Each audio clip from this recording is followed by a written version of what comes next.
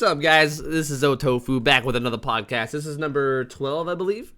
We're coming at you today with 13. my boy. Is it 13?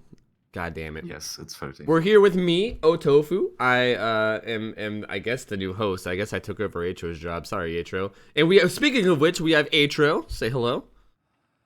Hello. We have Ryuk's Apples. Hello. We have Mathman200. Hello. And those are our podcasters. Today we are going to cover the Pig, the new DLC chapter, the Saw DLC chapter. We'll talk about the Pig and we'll discuss the survivors. Miss Piggy. Yeah, Miss Piggy, and we'll talk about the new perks for Survivor too. Although there's not really much to talk about with them, and we also have some emails to answer. So we'll get into all this. Real quick though, do you guys just want to dive right into like the new killer's ability? I mean, if anybody doesn't know, the new killer is the Pig, who is from the movie Saw. I don't really watch the Saw movies, but isn't her name like Amanda? Or isn't there multiple pigs or something? I can go into her lore a bit if you want me to. I mean, if you want, I don't watch the movies, so you to can sum go it ahead. up, it's not really that complicated. It's just basically what happened was she was one of the first people who like got captured by Jigsaw.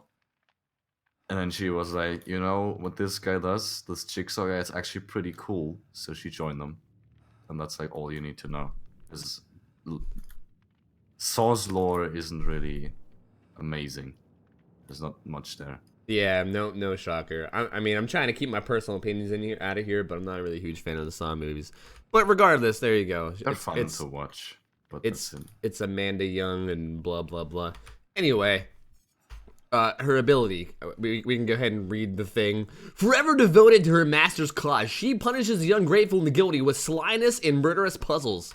The Pig can move stealthily, dash and ambush attacks, and put deadly reverse bear traps on survivors' heads. Ooh.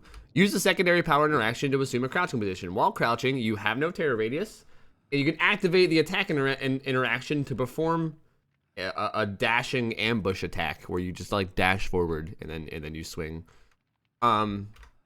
So yeah, basically you hit crouch, you hit control, and then you can crouch as a killer, and then you move like Mathman speeds.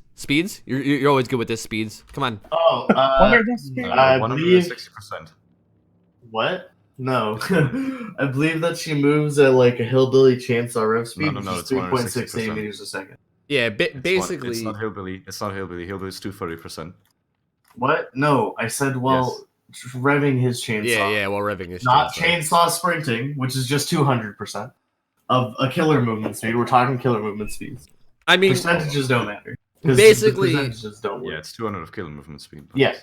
Basically, I think the important part here is that you move slower than a sprinting survivor, right? Like, say if you're crouching, you're chasing a survivor who's sprinting, they outrun you. So, what's interesting, talking, like while she's dashing.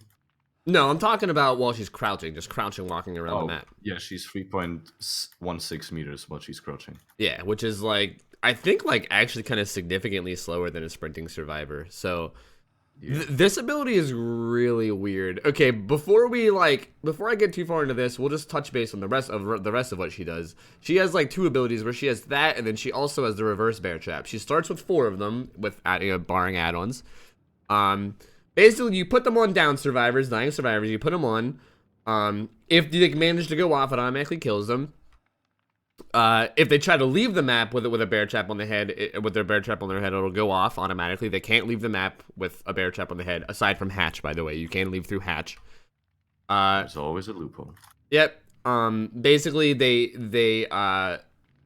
get activated whenever a gen gets done, and then it starts a 2.5 minute timer. I'm pretty sure 2.5 minutes. That's right. 2.5 minutes. Yeah, 2.5 minute timer. You know, again, barring add-ons.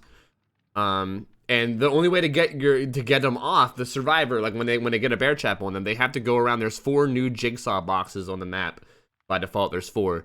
And you have to go and basically put your hands in a dumb spiky box, and then you get skill checks, and then it's, you just got to keep searching the boxes until you find the key. So like that's her 2 abilities. Basically reverse bear traps, putting on down survivors, very limited number. Like once she uses them, they're done, and then she has the crouching ability. I feel like I have a lot to say about all of her abilities, so I'm not really sure where to start. Ditto. But I just want to say I just want to say I think her ambush is being severely underrated Really? right now. Because Yes. I was about to underrated say as how in bad it is. saying, Agreed. chase potential, because a lot of people I think in the DPD, they're like they only play survivor and then they play against the killer and then they form their opinion on the killer while never having played the killer themselves. You have full control during the dash, and you're slightly faster than a sprint bursting survivor while you're charging. So you can actually do some pretty nice mind games on pallet loops by dashing in one direction, of course, and then doing a full 180 and charging the other direction. Of course, that's not always going to work, but yeah, for all you people out there playing Amanda every now and then, you should definitely try using the dash in a chase every now and then, because it works. It works. See, I gotta lie, I kind of disagree. I also disagree because I tried. Yeah. I try a lot, like just spend time fucking up and then trying over and over again. And well, I think it never works on a pallet that's not dropped. I think it's more of depending on how much LOS is on the pallet loop and how long it is. You pretty much have a I mean, 50 of to hit course. him. Yeah. When it Yeah. is I'm always like talking about optimal conditions. Yeah, for I sure. don't mean like those Macmillan pallet loops where you always see the killer and you can't do shit against it. Yeah, but even like some LOS blocking loops are just too long, and you'll have enough reaction time. Because I do love doing that though, and I do think it does have some potential. I just think the issue is that based on how much time it takes you to get around things, you know, you're forced to, after you're at like the focal or the middle point between it, you have to choose one of the two directions. And while faking the red light works so well, it's it's still pretty much a 50-50 depending on it. Yeah, and on those pallet loops where there is no LOS blockers, it just flat out doesn't work there. Yeah. Like I've tried it there and it just flat out, like, unless the survivor is really bad, but in which case anything works, so who really cares? But yeah, honestly, I gotta say overall I think the ability is pretty underwhelming. Like it's not underwhelming, okay, I like it. I think it's a cool ability, but as far as like its I think it's very effectiveness, versatile. That's what I like about it is versatile, I agree. I It's just not just don't like- think it's what it's called, which is an ambush. No, it's not an ambush at all, really. 'Cause Right.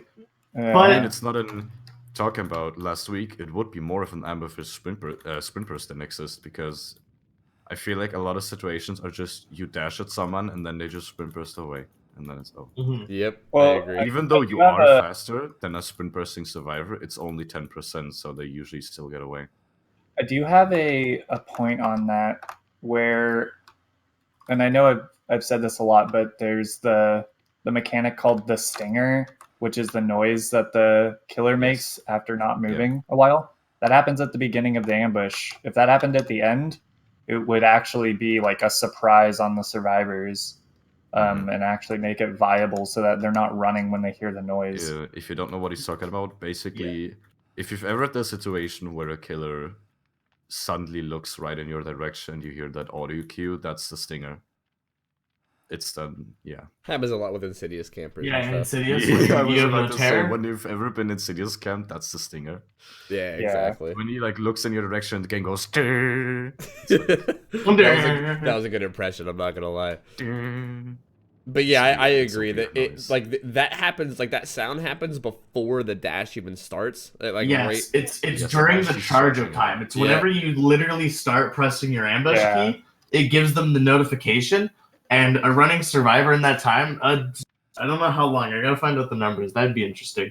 But it does I mean, take it a would fair suck. bit of time to actually charge up your lunge. And while you're doing that, you're also slowed. So the amount of distance the survivor gets is pretty considerable. So Yeah. if they do have sprint Especially burst, if they have sprint burst. yeah, you're Oh, not going to make up the distance because on a sprint bursting survivor, you only gain 0.4 meters a second. And your lunge lasts for 2.5 seconds, sprint burst lasts 3. So you're never going to make that.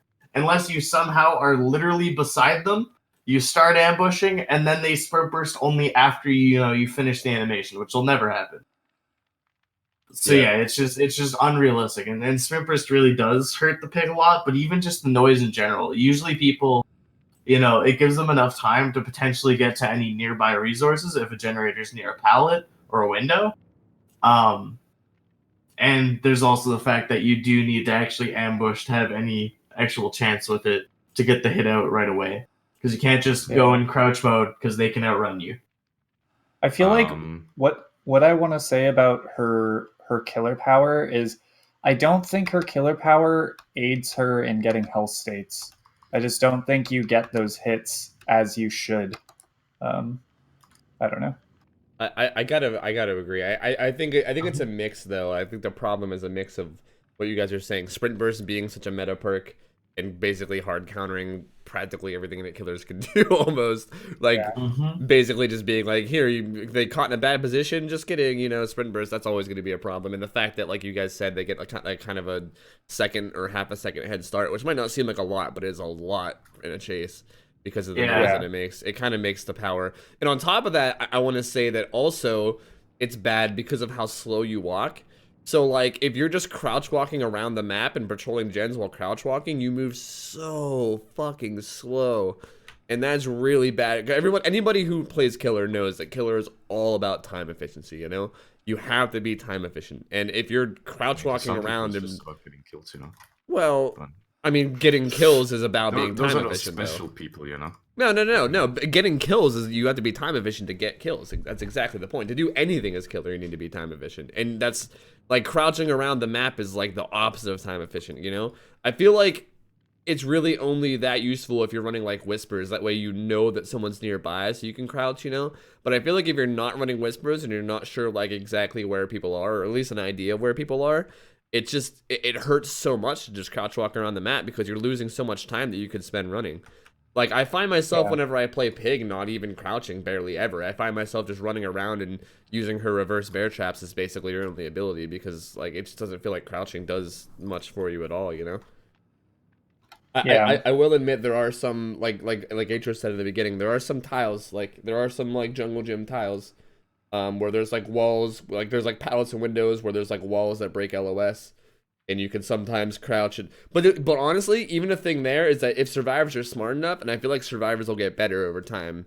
I feel like once survivors learn and once they get better and they figure out what to do, I think once you realize that like the pig is crouching and you're running around a jungle gym, you could just leave. You could just flat out leave the tile and run somewhere else because she's so slow crouching, she won't catch up to you, you know?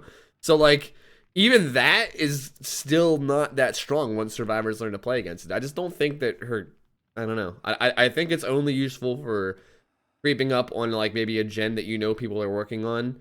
And then even then you have to pray that sprint burst isn't there, you know? And right. You know, it's kind of like the how I would equate what you're trying to talk about is the hillbilly starting to rev a chainsaw when you go through a pallet. You just continue the loop. You know what I mean? Yeah, you can. When you start revving the chainsaw, unless it's a bait, which it's not usually, you just continue the loop. You get another loop, and then maybe they'll chainsaw again. But if the pig just crouches down, it's just like, well, just create distance, just run away. Don't do the loop. Just fucking book it because she's not going to be able to get you. She's going to try and do the loop. Yeah, exactly. Yep, the speed decrease is a huge deal, honestly. It really fucks people out. At least, at least you can kind of combo the ability with whispers and just crouch when your whispers goes off, but yeah, but I feel like that's like the only use of it, which is depressing. I just wish I had more of it because it's a cool ability. Like it's super neat. I love it. It's super unique and cool, and I love the idea of it. I just really wish it had a little bit more use, is all, you know.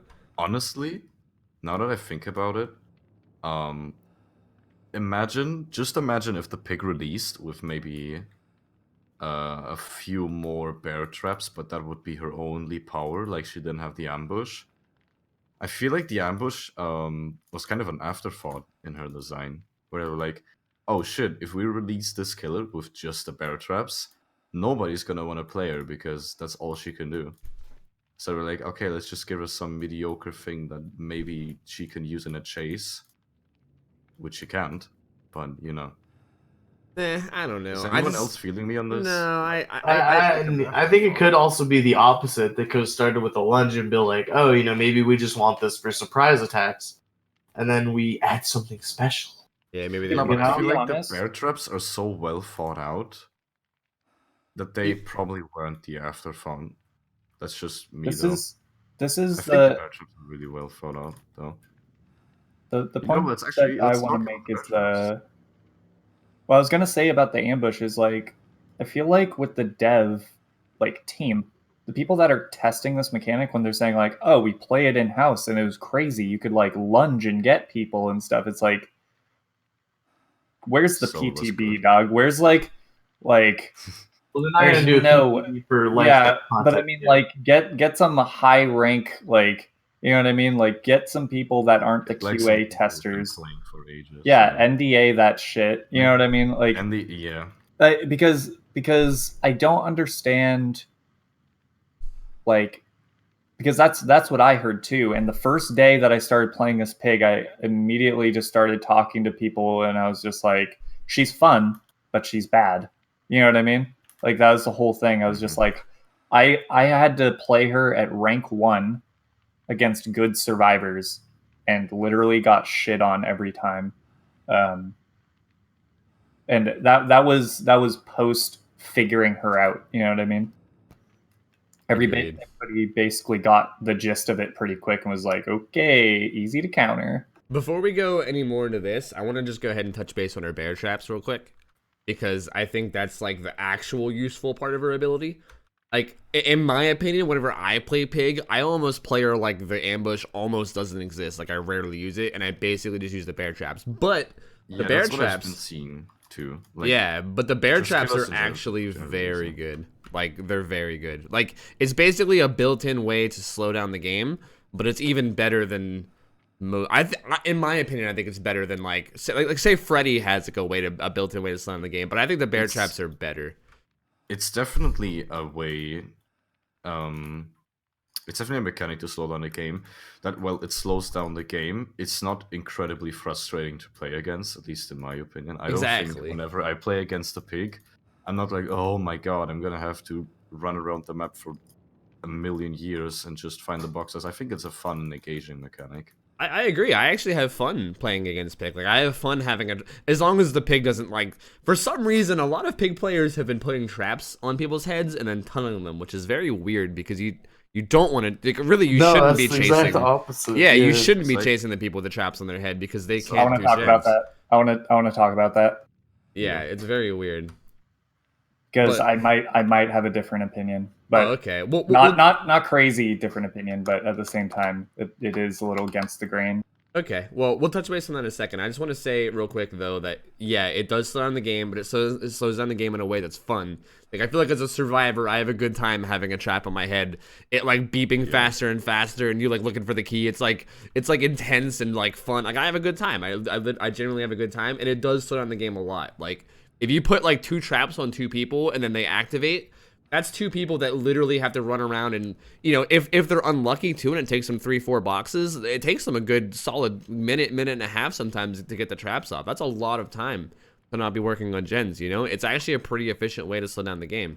On top of the fact that you can use the traps late game because they can't leave the map aside from hatch with their... So, like, if you put a reverse bear trap on someone when the gates are powered, they basically can't leave until they get it off their head. So then you can either like tunnel them to death, or you could just like leave them in the map because you know they can't leave and then chase around their friends, or you know, it just gives you a lot of options to do late game as well because they're basically stuck in there until they get the trap off.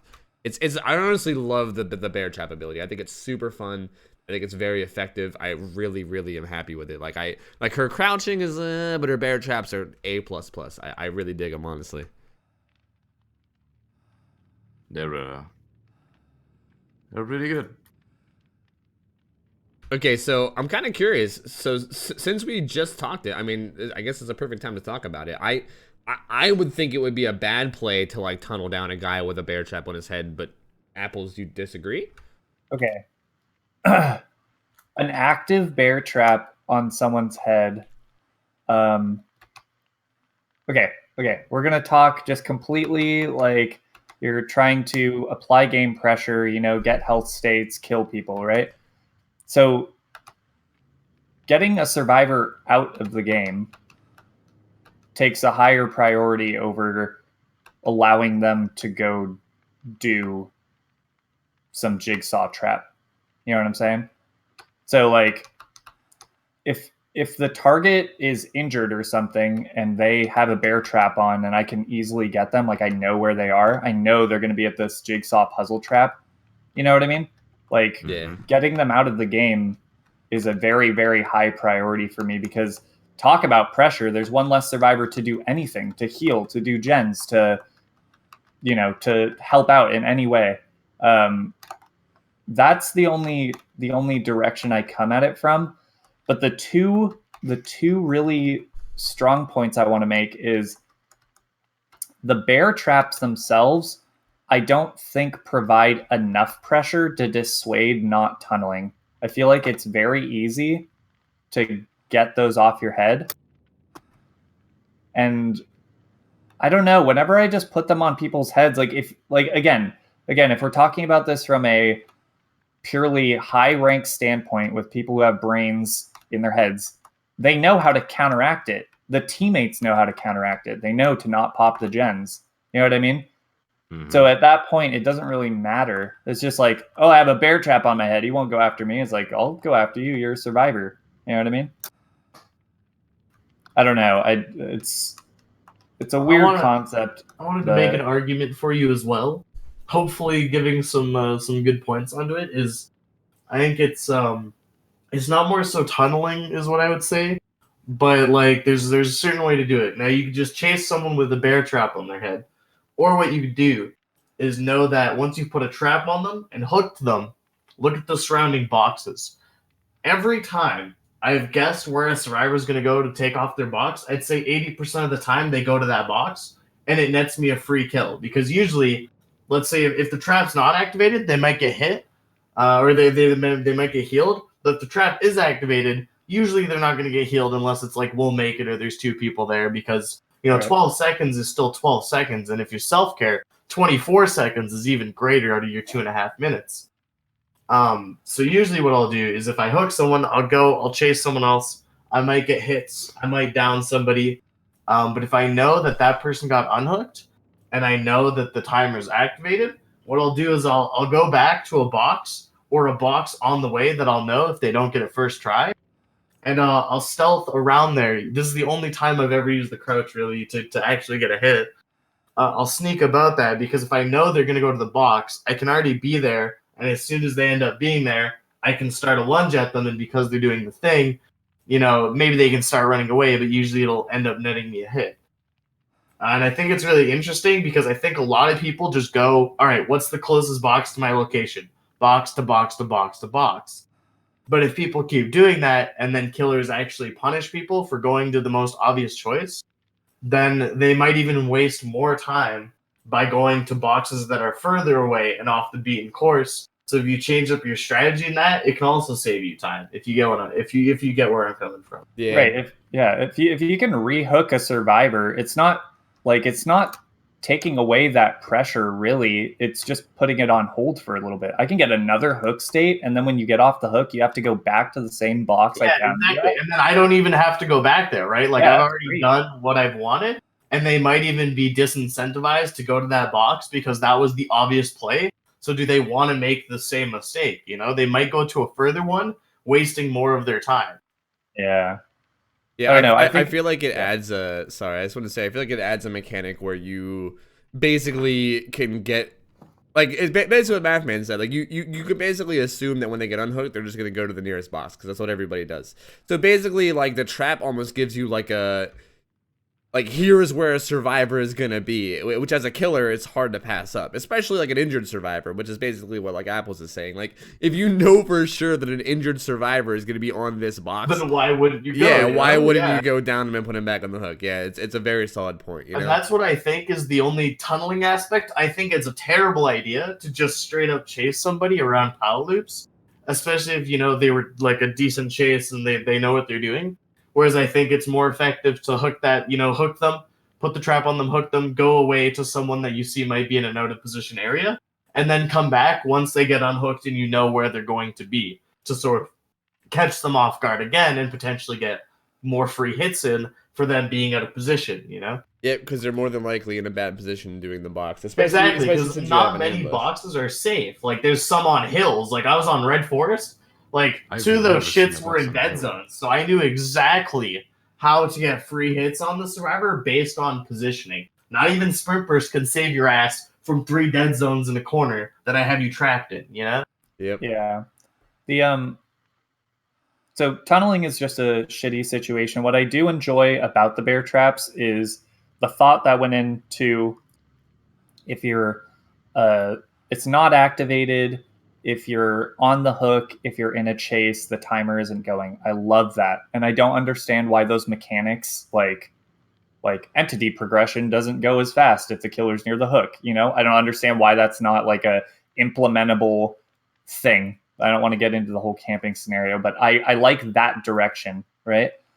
But they did a thing with the perks. I don't know if everybody wants to move on to the perks yet. Let's Pig. discuss it a little bit more. I think. Okay. I think we still have some points.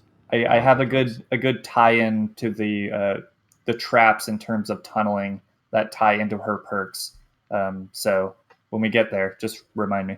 Yeah, I mean, if any last thoughts on the abilities, go ahead and like say what you got to say. I feel like we touched base on it pretty well. So if you got something to say, Joe, feel free. The only thing I wanted to talk about was just in general, do we think the bear traps need to be buffed? Do we need to think the lunge needs to be buffed? I think we all can agree that the lunge could be a little bit better, but does it actually need to be buffed in retrospect of how strong the bear traps are? Yeah, no, I think a 30-second decrease on the default timer for a bear trap would be good, and I think that just the movement of the stinger from the beginning to the end of the ambush is enough for the ambush to make it viable to sneak up on people. 100% agree. Unless they're running a perk like Spine Chill or Premonition to let you know that a killer is coming, which is kudos to them. They came prepared. That's a direct counter to the pig. That's really all I think she needs, and it's not really that big. It makes her just good and viable, in my opinion. Yeah, I agree, Well, except for the 30 seconds. If you take a 30 seconds, then the temper timer is gonna put the total time down to 130. Yeah, especially So, if you I have don't know add-ons that that's, add like, another a box. little bit insane. Yeah, that's Like, kind of imagine insane to me, playing honestly. against a pig that uses 5 Right. boxes and uses temper timer, so it's only 90 seconds. Yeah, that would be nutty. I'm fine with the base time because I don't think the purpose of the traps is to kill, unless you're holding someone in the basement staring backwards. You know, that's not the purpose of the trap. Oh, you had to say it, man. You had to say it. If they reduce the timer by 30 seconds, I think they should definitely make the temper timer add-on an ultra rare and not a very rare. Agreed. That's just. I think it should already be an ultra rare. I think it's better than an ultra rare. It's already the strongest add-on, yeah, definitely. Like, her ultra rares are pretty underwhelming. I mean, we know Dead by Daylight rarities and how they don't actually exist in any sort of actual smart way of being done. Because there are a lot of add-ons that are not in the correct rarity. Thompson mixes, for example. Tuning guide. Green add-ons, by the way. Yeah. Okay, so can we get on to our perks? Do you guys have anything left to say about perks? Down. Hangman Streak. Hangman Streak. Your ingenious modifications to hooks prevent tampering and permanent damage. Hooks destroyed by sabotage or sacrifices repair automatically after 30 seconds. That's tier 1, right? Isn't it 10 seconds? Yeah, it goes 30, 20, 10. 10 seconds. Yeah, 30 seconds. Damn, that's so fast. 10 seconds? That's crazy. I know, that's literally faster than how fast you can sabotage the fucking hook. Yeah, that's nuts. If you needed any more reasons not to run sabotage, here's one. Oh man, I'm so glad that the Dead by Daylight developers were listening to me. I was really having a hard time with all the saboteurs out there, all those Jake mates. They were really bringing me trouble, so I'm glad. It's so weird. Okay, I just want to say that you also gain a notification when someone starts saboing. It's really weird to me that this perk got released now that sabo is shit. Like, this perk would have been amazeballs like a year and a half ago, dude. Like, if this shit was released in like August 2016, everyone would have been losing their fucking minds, man. But like now, like who cares? Who's ever sabotaged? Like that's the who's ever sabotaged since then? No one. Like who? I mean, I sabo sometimes for memes or whatever, but it's yeah, never really like it's a. still not good. It's like the hardest thing ever to pull off, and now if you try it, you're fucked. This perk just falls victim to the, which I like to call just the DBD syndrome. This perk's neat and all, but why would I run this perk as a killer if I have to run these other 4 perks to even be a viable killer, you know? Well, I don't I don't necessarily. even think this perk's neat. I think this perk's terribly designed and shouldn't have been created because it's just fucking I mean, awful. The thing It that kills makes an this entire perk play not- style. Like it's The thing that makes this perk not awful is the fact that it also includes sacrifice hooks, because those usually stay gone. yeah, I know, and that's what I think is not cool because it's like it's well, I guess it's I mean, I'm not alright. saying it's good. I'm just saying that. Yeah, no, makes it this makes perk it not different. awful. Yeah, it makes makes it the perk actually not useful in some way. But like, I don't know. I just think it's terribly designed. Like, I don't like perks that just yeah. like destroy an entire play style to make it so you wouldn't ever do it because there's one perk that counters the entire thing around it. You know, like sabotage isn't fun, but it was put into a point now that I don't think it's a problem. You know, it's like 3 minutes. You can wait if they sabo the entire map. But while they're saboing the entire map, they're not doing generators. So it's like you lose all that time as a survivor for something that's not even a permanent benefit and that's going to be done by the time you finish. Like it's honestly just like a game, like a style of gameplay killing thing, which I just don't think is a good design at all. Just like how other perks, like if there was a perk that when you got hit you could no longer heal, you know, that's just what it read. Or you had to wait an extra whatever seconds till you could actually start healing at all or being healed. Like Yeah, it would remove altruistic play because the only situations where it would be like, oh, you know, I got hit. Oh, I'm gonna run away. It's like I'm not gonna self-care because that. Or like basement, for example, if you get hit by someone out of the basement when you go to make an altruistic play, now you can't heal to go help them. You just done. You know, you're donezo. It's like shit like that just is dumb, and it would be nice if it was like a more well-designed thing. Like if they wanted it to just be like you can see sabo notifications, that's different. It's almost like a nurse's calling in that point, but it's like now it takes 10 seconds to regenerate, so the amount of time you take to sabo a single hook becomes longer than the time it takes to regenerate the previous one, not including travel time. I love when people sabo in my games. Dude, personally. same. Gives me free time. Exactly. And it's something other than Jans, and it's something different. You know what I mean? It's just it's fun. Even if they get it right and they drop the hook in my face while I'm carrying someone, I laugh. Yeah, I laugh my ass off, and I'm like, "Fuck yeah, dude!" At least you can still do that with Hangman's trick, you know.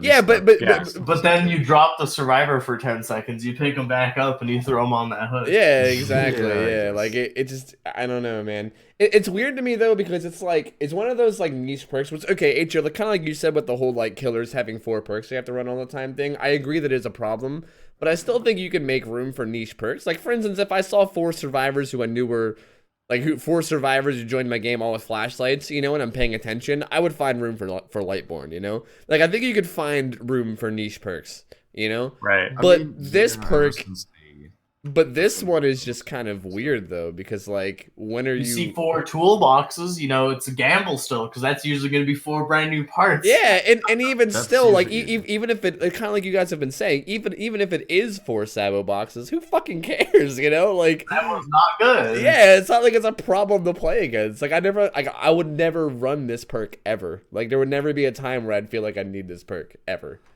It's very weird.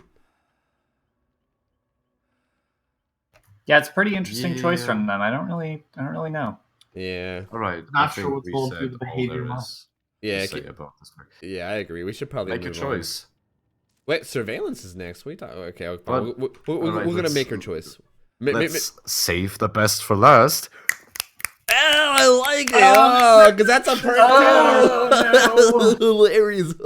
Okay, surveillance, guys.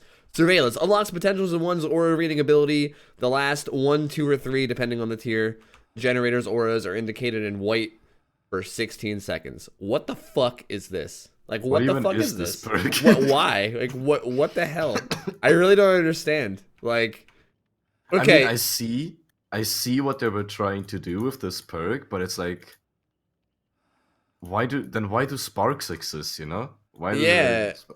I just Oh, so you could see it through walls, obviously? yeah, I guess. Okay, like first off, I don't Jeez. think you even can kick 3 gens within 16 seconds unless they're like super Yeah, fucking why is it close. timed? Why is it timed? That's what I want to know. Yeah, Who thought that- like 16 seconds This- is like a decent Who amount of thought that this time, but perk would be insane if it wasn't on a time limit? You know? yeah, right? Like this perk Maybe- isn't even if it was unlimited, this perk wouldn't be that big of a deal, man. Like I guess if it was unlimited, it would just get thrown into those fucking 3 gen strats and then Hell probably do yeah! shit. And I Yeah. think that's probably why it has a timer. It's Yeah, some I agree. I doctor shit, dude. yeah, Yo, if it- maybe Horvath remembered that time on my stream that we don't talk about. He's like, you know what, guys? We gotta put a timer on this so Mathman doesn't jump off a cliff, you know? Put a temper on this. but yeah, so we don't okay. have more 40-minute doctor games that don't result in anything. You know what I'm saying? Here's a Like, thought. What if this perk, alright, what if this perk worked like this? That instead of only being able to see generators, you see everything that a survivor has interacted with, except for other survivors, obviously, in a certain radius. In like white, you know, like chests and totems, and so when you're in a 32-meter radius, let's say, okay, and somebody happens to touch a totem, that totem, you see that totem for like 16 seconds, you know? So maybe that sounds pretty good though, because that sounds like an Yeah. actual useful perk. Because then it's because like then imagine then if you didn't run whispers, but instead you run this, and you're like running past a gen, and they wouldn't know you're running this, and then suddenly that gen turns white, you're like, oh boy, there sure are some survivors over here. Yeah, or something like Uh, maybe this would be a little more overpowered, but it's just like, you know, with what's the totem hunting perk? Small game. throw that. You know how like when you are looking around and it does the like notification and stuff? Yes. That's on a timer, right? So every survivor interacting with like a timer or a totem, a hook, a generator, right?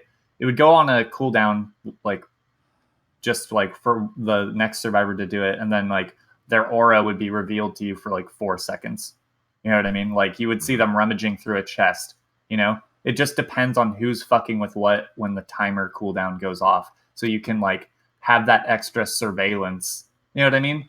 Like, but Mhm. this other thing where they're trying to like extra surveillance. they're trying to really hammer in. Remember to regress gens, guys. It's like, come on, dude. Like, you just regress gens for the extra bullet points, in my opinion. Like, it doesn't Yeah. actually. It's like, I mean, it please. can be pretty huge. But can there's be. some situations, but like I feel like in a match I run into like maybe 1, maybe 2 situations where kicking the gens the right play, and any other time it's just for blood points, you know? I think if Yeah. kicking the gens, just like on a side note, if you kick the gen and it immediately like deletes 5% progress, it would actually be a good play in a lot of more situations. But That'd be pretty neat.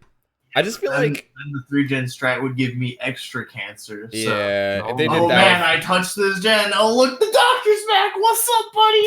Oh, and you kicked my generator progress. I'm gonna go, hang I'm myself. gonna go now. cry in a corner, I guess. okay, I'm gonna be hanging here. I just feel like surveillance is just like why would you run surveillance when you can run overcharge? You know, that's what I'm saying. Like if you're gonna run That's a what I- Also true. Yeah. if you're gonna run a perk that like benefits you when you kick gens, overcharge just seems superior. And honestly, it doesn't even seem worthwhile to run both of them either. Like because I still just don't Usually think. And people overcharge does what already don't run surveillance- overcharge, so you know. Yeah, So the only counterpoint that I want to make to that is if the survivor is good and hits the skill check, overcharge becomes useless basically, right? So they gets overcharged, they hit the skill check, they just continue on with their gen. The reason I like surveillance and perks like surveillance is information gathering. I enjoy being able to do things and gathering information like barbecue and that chili, was- you know? You're getting rewarded for the things that you're doing, but the kicking gens isn't like something that I want to be doing, you know? Hooking people and finding other people's auras across the map. That's something I want to be doing, you know? That's a good perk. agreed. I love And information more blood perks. points. I also do like information perks. I think surveillance could be better. I don't know how strong it would be if instead of like, the auras, like you can still see the white auras or whatever. But I think that the big You thing just about see the it white aura, so what survivors is have a lot like, of things. touched near you. Yeah, a lot of things give you like, bubbles when it fails, like if you miss a skill check or whatever. What if surveillance did that? So instead of, your gens, whatever, for 16 seconds, any survivor that touches that gen therefore notifies you, but they don't even know they notified. Yeah, So it that would gives be you sick. one-sided Ooh. information as a killer that you could use. Maybe you're playing I a like stealth this. killer. Now you're on that gen, and you can go sneak up on them based on the terrain around you. That would you be know? sick. I'm not gonna And lie. That's a good idea. I was just thinking about that when I was like, oh man, what could they do to make this perk so it was more fun to use, and it also gave information, like Ryuk said, because I think information gathering perks are awesome, but I don't like some strength level of just aura reading perks that like are happening. Where it's just like, oh, you see someone for like 18 seconds. It's like, every expansion it seems to get better and better. And I kind of like information perks like this that are like they don't give you the direct information, but they give you enough and you know how to use it effectively, And I think that bubble, that little sound notification and visual to the killer gives a lot more than just the generator white disappearing, because that means you actually have to keep track on your other generators that you've kicked, not including the time limit. I just think it's too much overall for the actual perk. That's why I think the bubbles would be a cool change. Yeah, that'd be pretty cool. But I think if we're gonna talk like objectively as it is right now, without like theory crafting about what it could be, like if we're talking about what it is right now, pretty garbage, right? Like, are you guys ever gonna run this perk? Ever? I'm gonna give surveillance a solid 2 out of 10. Yeah, agreed. No, I'm not going to. Yeah, it's pretty trash. But anyway, let's move on to the one actual worthwhile perk of the pig, which is Actually, I make will your choice. low key disagree and say make your choice is overrated. Oh, okay. I do not think make your choice really deserves all the praise it gets. Well, Well, before we get into it, let's talk about what it does. When a survivor Yeah, rescues let's another do survivor from a hook, at least 48 meters, which is tier 1. I think it goes down to what, 32 meters at tier 3, I believe. Yeah, it's 40, Yeah, 32. So down to 32 meters. For 60 seconds they become exposed. The person who actually unhooks, not the person who got unhooked, gets exposed. And exposed is what happens when like no-ed happens. It's basically they get one shot downed. So basically, like, if you leave the hook out of, like, 32 meters is, like, most standard killers try to be range, most of them anyway. If you leave 32 meters from the hook, someone unhooks. If you go back and find the guy who did the unhooking, you can one-shot down him. And then it also has a cooldown of 60 seconds. And that's where I swoop in and I say, my biggest problem with make your choice is probably the big if you find the guy. Because you have no way of knowing who it is, because you have to be far away. I mean, okay, you can know who I think it is. it's kind of obvious though, based on Yeah, information I mean, you already have who's as a killer. running, You know? who's running. Yeah, I feel like Yeah. the only time it really gets confusing is if, like, say you put someone in the 3 basement. people are there. Yeah, and then you, like, come back and they double healed the guy, and then there's 3 people coming out, and you're like, wait, which one of them unhooked? And even then, you could just hit one. If they doesn't one-shot down them, then you chase the other, because you know that they're still exposed. I'm gonna be honest. I'm gonna be 100% honest. I don't know why I don't like make your choice. It's just from the experience of using it, it's just not been a great perk for me. I honestly agree. I don't think it's an amazing perk though. Like I don't know if I am like overrating it like you are. Like I don't know like what other people's opinions are of it. I don't think it's I mean, I've heard amazing. people I going just like, think it's "Oh, this decent. this is gonna go like into every kill's loadout," and it's like, Yeah. Yeah, but I no. haven't heard anyone saying that. That's what I'm saying. It's like, Yeah, I haven't why heard is that it either. overrated? Because I've it's like seen that that's all over the place. yeah, that's just not true. It's just like it's a solid perk, but it's not something you're gonna. It's not barbecue and chili, which you're gonna want to run on 99% of your killers. For points and information. It's something that I think is really gone on A, high mobility characters, B, nurse, which is also Oh high my god, I mobility was about characters. to say it's probably Hag. it's probably also because I only play Billy, and on Nurse it's probably an insane perk. Yeah, I think that perk is limited by Nurse, because if you think about it, Nurse can travel 20 of those 32 meters instantly. Well, okay, 1.5 seconds, pretty much instantly, But in 1.5 seconds, she can close the first 20 meters. In another 1.1 seconds, she can close the remaining 12. the total amount of distance a survivor can gain is about 8 to 12 meters, depending if they started to get healed or not. And you're out of heartbeat, so they didn't know you were coming until you already gained the 22. So I think with Nurse, that's like Nurse is the biggest contender for this perk other than Hag. But if it, everyone knows a Hag's gonna trap under hook, so you're gonna crouch walk over the trap. So it's kind of like you don't that, so it doesn't activate. I mean, you'd be surprised how many people don't do that. Yeah, but regardless, if you had a brain, you'd know yeah. against a Hag, there's going to be traps 90% of the time around the hook, unless it's like Tofu playing Hag, and even then you still might get traps up at the hook. And that's why I think make your choice is weird because it's pulling that trap under the hook, It's because it's like only high mobility killers, which Billy doesn't need it. He already has a one shot down. Billy doesn't need it. And Nurse doesn't need it because she's Nurse, but she could use it and it would probably give good results. I think it's really good on Wraith because I feel like as Wraith you could be cloaked and they can get the unhook and then you could come back in and they won't even realize that you're there. Like they might be like healing under hook and shit, Yeah. And you can kind of like sneak back in and then be like, oh okay, then chase one guy and then it's kind of the same thing with Hag groups, Pig, because you can sneak, but it's obviously less fast, and that's the big thing is they'll be healed and gone probably because Wraith moves like way faster. It's like it's not double, but it's like it's like a big percentage difference between Wraith's 5 point whatever 1 I believe, and Pig's 3.68. So make your choice. This is the perk that I want to loop back into the bear traps. Make your choice is definitely the perk. I will not make the choice to run. Oh, damn! Got him. I just had to get that off my chest. I'm sorry. Continue. Okay, let's continue with the strategy. Yeah, I think the perk is good. It really it promotes not tunneling, which is good. Yeah, that's always good. You're right. You're right.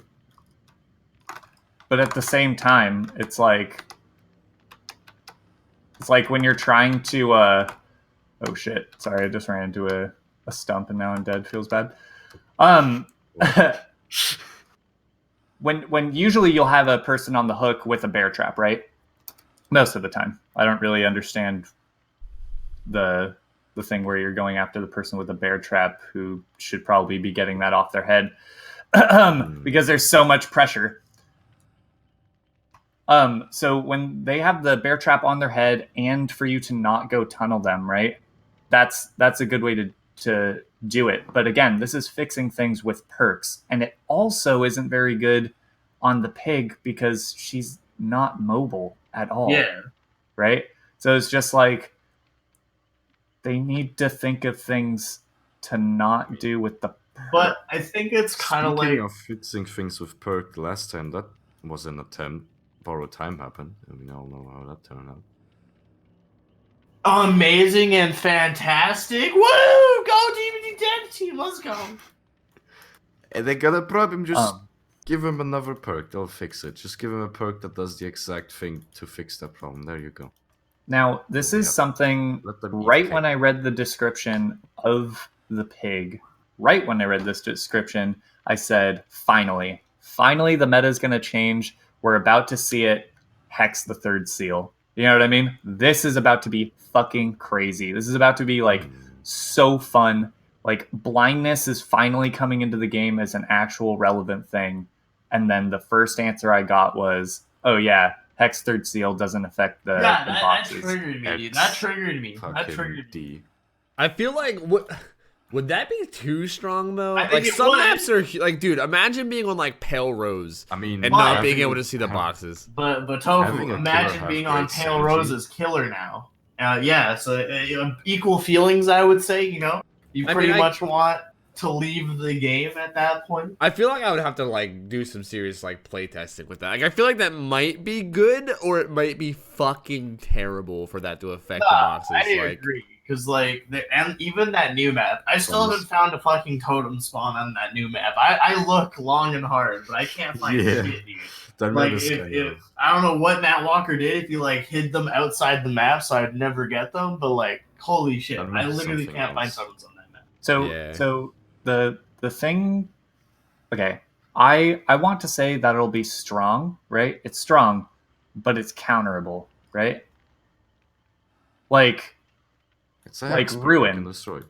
It's ruin. Yeah, it's a hexperk. You can get rid of it. You know what I mean? Like nobody will realize until they become blinded, right? That they have Hex the Third Seal. And now you have this inherent choice. Nobody else knows that this Hex totem exists, right? I'm the blind one, but I have a bear trap on my head. The reason I really want this blindness perk to actually affect the boxes is because if it actually did that, then there's more pressure. You know what I mean? They know in their head, a good survivor is like, shit, my teammates don't know I'm blind right now. They don't know I can't find these boxes as easy as I would be able to. And now the pressure is on. You know what I mean? Well, This is I mean, actually it's like as a pig though, you know, if you're like as Tofu was saying on a big map though, I don't think you have enough time to even go looking for boxes and have a chance to find all four. And then you also have the fact that if you want to go get the totem before the boxes, as a pig, why would you not just go to that totem? You know, because you could easily defend it, and that's Okay. the person. I with just the want to add-on. say real quick that there's an add-on that makes you blind with the reverse bear trap on. they That they People make you have blind, been asking But- for that but- add-on to be but default, by the it's way. only when it's The not trap's not active, triggered, yeah. which is No. Tofu was Yeah. talking about while you have a bear trap on, there's an add-on that makes you blind. However, if you read it, Tofu, as you have it there, it specifically says on that add-on itself, which you could keep there, is that this add-on does not affect the jigsaw box's highlight. You do not need to make it so blindness doesn't affect it. You can simply make it so the add-on doesn't affect it. That's fair. Right? That's what I was thinking. So, and so, I thought so that way that's how it third worked. seal. Yeah, that way Yeah, third because seal Hex the would. Third Seal is your perk. It can be destroyed too. And not only do you have to hit them, but then you have to put the helmet on them, and on a big map, anyways. I usually feel like that first process is gonna take a while because as the pig, you're slow. You're not gonna get a really first quick down on a giant map. You have to find them and then chase them around first. So that's why in a big map, I feel like it for the first person almost being fucked. It balances out with how how much time they have to waste versus how much time you wasted getting that chase down because it's your first chase as an immobile killer. And I really do think that Hex the Third Seal will be problematic or like really strong on Pig. But then I feel like they can also change things about it to make it less problematic. Maybe blindness with the jigsaw boxes. You can see them within 16 meters. So then at least, it's like when you get within the general area, you can find them. Right, If it's that big of an issue, if DBD actually did balance updates like other game companies, you could fix the problems that come That'd with be things that crazy. you make, with these changes. Don't be ridiculous now.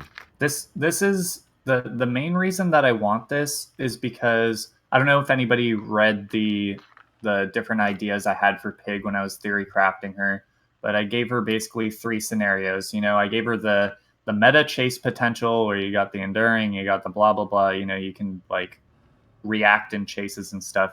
You've got the stealth build where it's all around ambush. I didn't know the ambush was as shit as it was, so I was like, okay, never mind, that's out the door. And then my favorite one was the actual game one, utilizing her bear traps and making the survivors sweat. But I feel like, and I would totally be Making open the to that. survivors sweat more than Making usual. them sweat, yeah, freaking them out. But I mean, like, actually putting them into the game where it's like there is an amount of stress where it's like, shit, I have to get this off my head whether or not it's active or not, or I have to know where these jigsaw boxes are.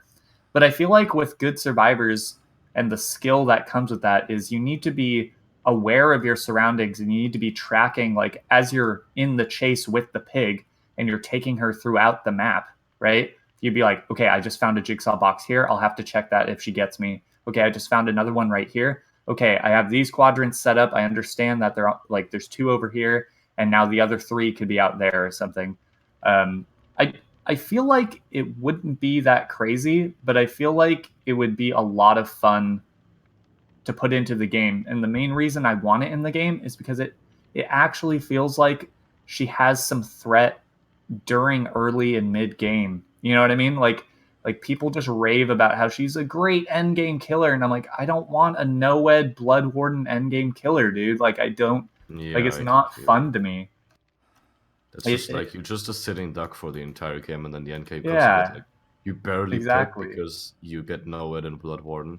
Because I got lucky and I hit one Yeah. person because they were out of position, and then woohoo! Now I get it's like it's all circumstantial. good Where I'd gamer.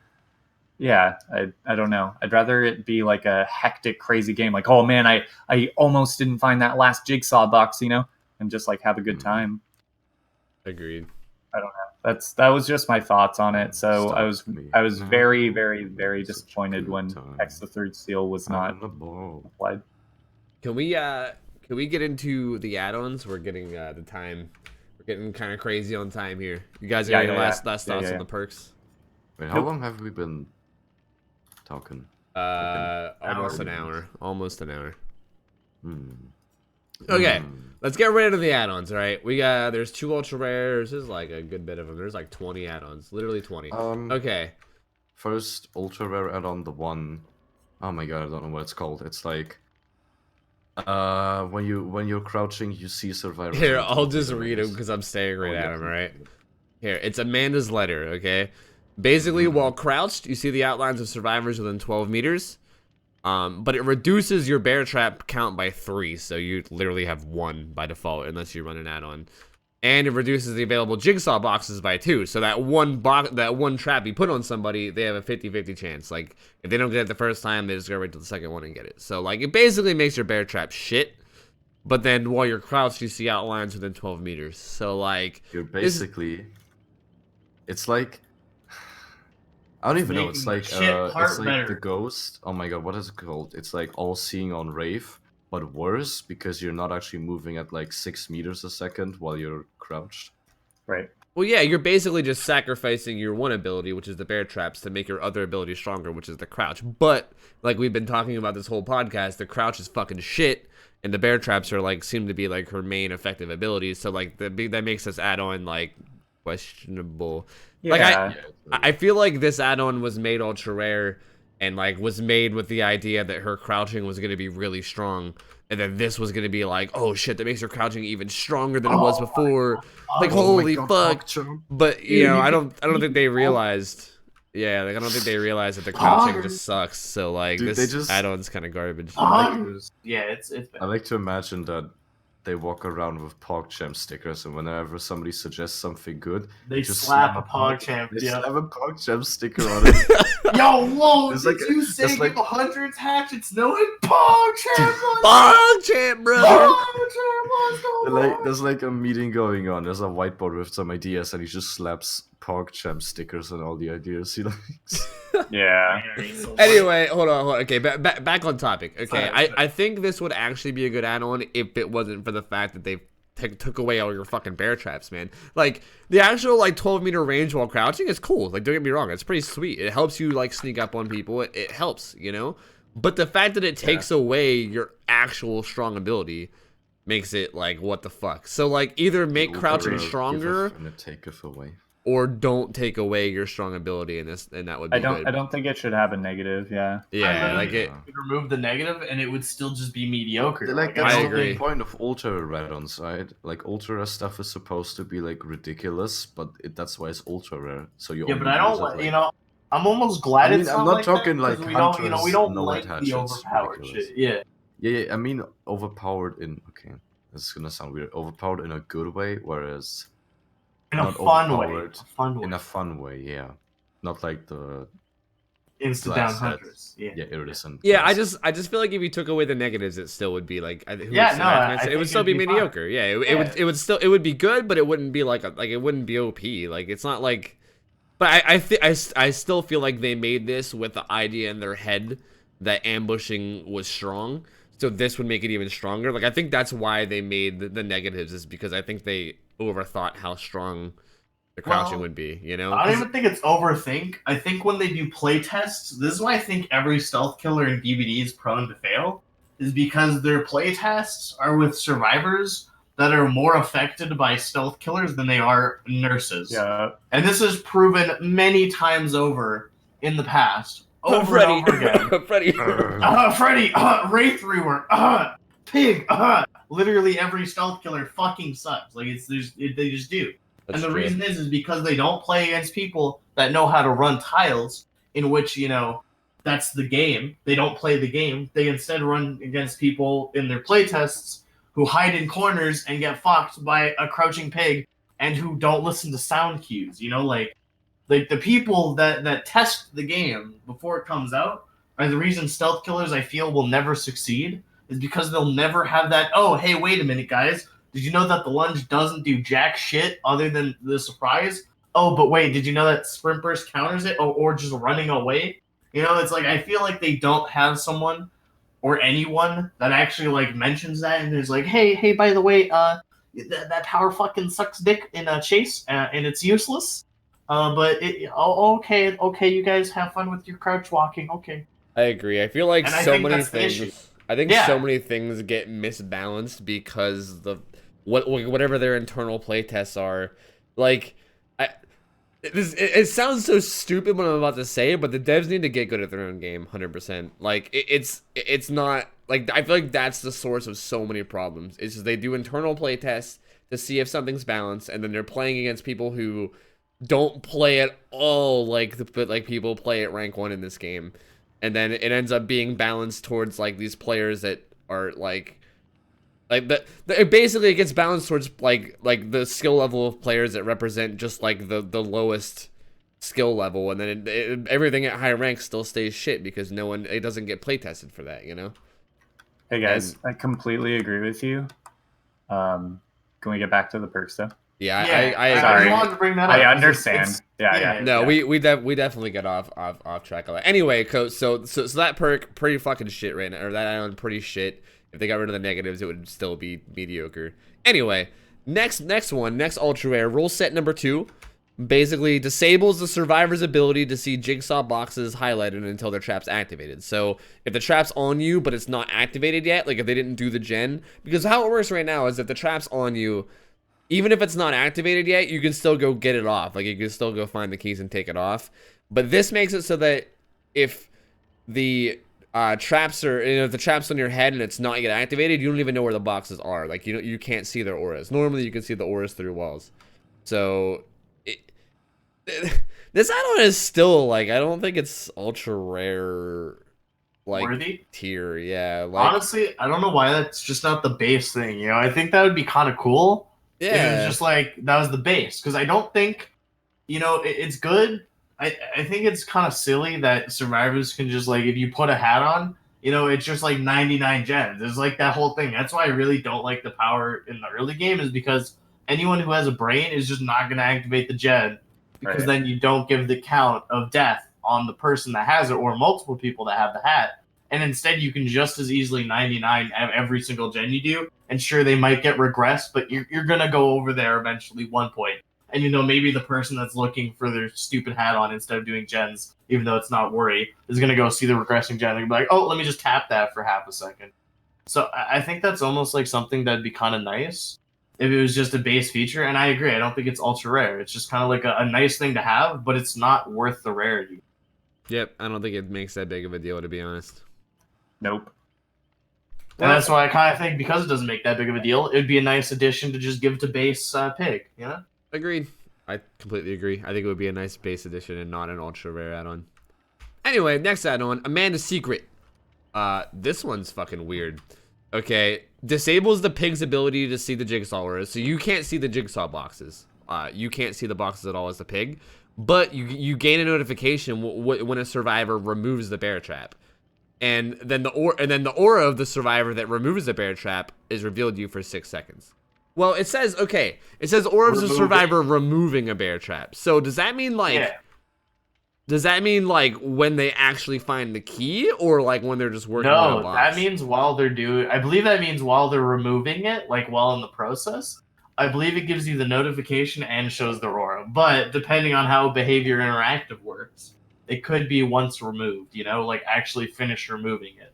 I actually haven't. I've used this add-on one time, and I never saw an aura the whole game, and I didn't know if like, I don't know what was going on. I actually, what we should do? Why don't we jump into a Kill Your Friends like now or another time and test that out? Because I'm not sure about that. I mean, we should do it now while we're podcasting about it. If anything, if any of you guys are on right now, you can. I'm literally sitting in a Kill Your Friends right now, like staring. And do you wanna? Yeah, I'll get on right now and I'll join you because I'm not playing anything. Okay, we could we can honestly touch base on this last. Like we can go hit up all the add-ons, and then right before we move on to like the survivor perks, we can test this and then talk about it. Okay, so anyway, we're just gonna move on. We'll test that before we're done talking about it. Creative Gears is the next one, and while we're talking about Creative Gears, we could also Bag of Gears is just like the lower version of it. Basically, considerably increases time it takes for survivors to search a jigsaw box, so it just takes longer to search a box. And decreases time it takes to put the bear trap on the survivor, which is weird because it doesn't take very long ananyway. So like, I think it's a great add-on. Yeah, I really enjoy this add-on. It's it basically just I think the main thing is the considerable increased time to search a box. It basically just helps you slow down the game even more. You know, like we were talking about how bear traps slow down the game. This just makes it slow down even more because it takes them longer to search. I mean. Any crazy things about this perk or about this add-on? I don't know why they do the increased bear trap time or the decreased bear trap time. Like I don't, it's pointless to me. I don't even think they need. Yeah, it's super small. It's just kind of like you shave off 0.2 seconds. Don't feel good about it. Yes, it's 0.2 seconds that you now have that they don't. Boom. Yeah, it's so weird. But yeah, it's really minuscule. However, I don't know. It's just kind of like, I guess, weird that it's just added on there because you could just have the time alone and that would be good enough. Yeah. But I mean, I'm not complaining if that's just a free addition that doesn't do anything because it's really just a minimal thing. I'll take it. You know, why not? Well, next add-on, because that's pretty much straightforward. There's really not much to say about it. And this one's pretty straightforward too. Jigsaw Sketch increases available jigsaw boxes by 1. That's all it does. Just adds a box. Which is good because that lowers your chances of finding. It becomes a 1 in 4 chance to find the key to a 1 in 5 chance to find the key. So yeah, it's kind of nice. Yep. I think very rare is a good place to put that because that's it's strong. It's strong. Waste more time. It's one of the stronger add-ons. I think. Then that one combined with the search time, boom! You just wasted like a hell of a lot more time because they're searching longer. Now they have to go through more, so it takes longer. You know, it's like two good synergy perks at a decent rarity that I think create actually a really nice combo. And it's not like the worst combo to face ever, you know? Like Instant Saw Billy, for example. It's not like oppressing. It's really good. Yep. It's not like oppressing, but it's also strong. I like it. Yep. Moving right along, Tampered Timer, which I think might be her best, if not up there, add-on. It's the best one. Yep. Moderately reduces the reverse bear trap death timer. That removes 30 seconds, right? Do you guys know? I believe it goes from 2.5 minutes to 2 minutes with this. I think. I'm not exactly sure the numbers. Correct. So yeah, basically, it's weird to me that this says stacks on it, even though it's the only add-on that does this. But regardless, it says stacks. So basically, it's just straightforward. It takes you from 2.5 minutes to kill you to 2 minutes. It just adds more pressure to get the hat off. You know, like you're sitting there with your metal hat and it's beep beep beeping, and then the next thing you know, it's beep beep beeping like crazy, and you're like, holy shit, he must have tampered timer, and then you're fucking, you know, I don't know. It makes it adds more pressure. I wish there were more add-ons that did this. You know, moderately, considerably, slightly. I think that should be a thing on her. I think they should get rid of the what was it?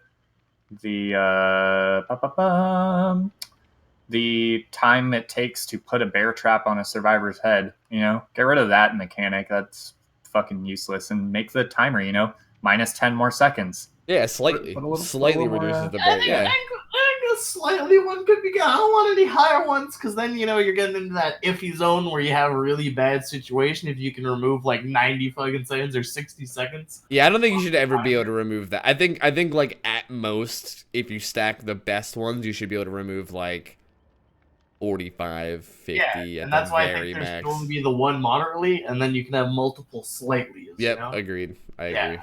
I think that's fair, and I agree that those trap heads are very weird and don't actually do much. They're just kind of there. Yep, but I mean, good add-on, very good add-on. One of the best, I think. I would say the best add-on, but that might be me. I think I'd agree with that, honestly. All right, anyway, moving on. We're going to touch base in the Bag of Gears. Okay, this one's weird. Interlocking Razor tremendously increases the penalty of failed skill checks. I don't think there is a penalty for failing them right now. I just like I don't understand why it's rare either. That's like a common thing. I guess if you want to run like distressing, unnerving presence pig and try to force them to fail skill Even checks, though you have like a removed hair radius thing, so it's really bad. Like, who's gonna be failing skill checks that this really matters? They're pretty easy skill checks. Like, for anybody who doesn't know, like the Jigsaw box skill checks aren't any different than any other ones. They're big, they're hard to miss. If you've been playing the game for more than like 100 hours, you're probably not gonna miss very many of them. Aside from if you're an idiot like me and you look at chat half the time and then you miss them. But I mean, it just seems kind of pointless to run that, to be honest. I mean, it is tremendously, so I don't really know how much. Like, how much is the penalty? All progress. It could be. It could be the whole bar. Like, you could search like 90%, miss it, and then the whole bar goes. It just seems weird to me. It seems like something you'd run if you're like a rank 20 killer or something. That also seems interesting because that just seems like something that would be in the base kit. You know, miss a skill check, you lose your progress, you lose a couple seconds of time. Oh shit! Don't fucking miss the easy skill checks. You know? Yeah. It's just... I think that another thing, like a completely alternative to this add-on, is putting a status effect rather than a penalty increase. Meaning, if you're, blood squirting everywhere, you got fucking shit going into your hands, and it's tearing up your arms, and like if you miss that skill check, like you get mangled or something. You know what I mean? Honestly, it could fucking injure you. Mangled and hemorrhage. Give the bleed more and the reduced healing. Yeah, I would be totally down with it literally doing damage. Like having an add-on, like so if you fail a skill check, it does damage. Like you literally I'd love to see that, as a purple or a or an ultra rare. A red. Yep. Yeah. That would be awesome, dude. Make it instead of those other ultra rares that we don't want to talk about very much. Could you imagine like digging through one and happening to fuck up and fail a skill check and then getting like downed and be like, fuck, that'd be fucking, I would be totally cool with that. I think that would be, but like, okay, sorry. Sorry, I was just gonna say the only thing I don't like is unnerving presence. I don't like that perk anymore because unnerving presence makes these things that are like very rare. Because everyone misses a skill check just if you're distracted with something else. If you're a streamer, you're gonna be reading chat. But even like as a player, you might just be chatting. You might be like focused on the background. You might be looking at survivors being chased. You'll miss a skill check here and there, and it almost makes it like, oh shit, this add-on exists, so I gotta focus more. Because they could have it, but I really don't like how unnerving presence exists now, because I don't think it should remove 60% of the size of the skill check, because it's just like it gives you crippling depression when it's like an overcharged skill check. I don't care about DS because DS is another story, but I just think it's kind of strange that they make like things that work with skill checks and then they buff it because skill checks are so easy to hit. And then they make something that like gets rid of your 60% chance or 60% of the reaction time you can have on that. Like, you know what I mean? Right.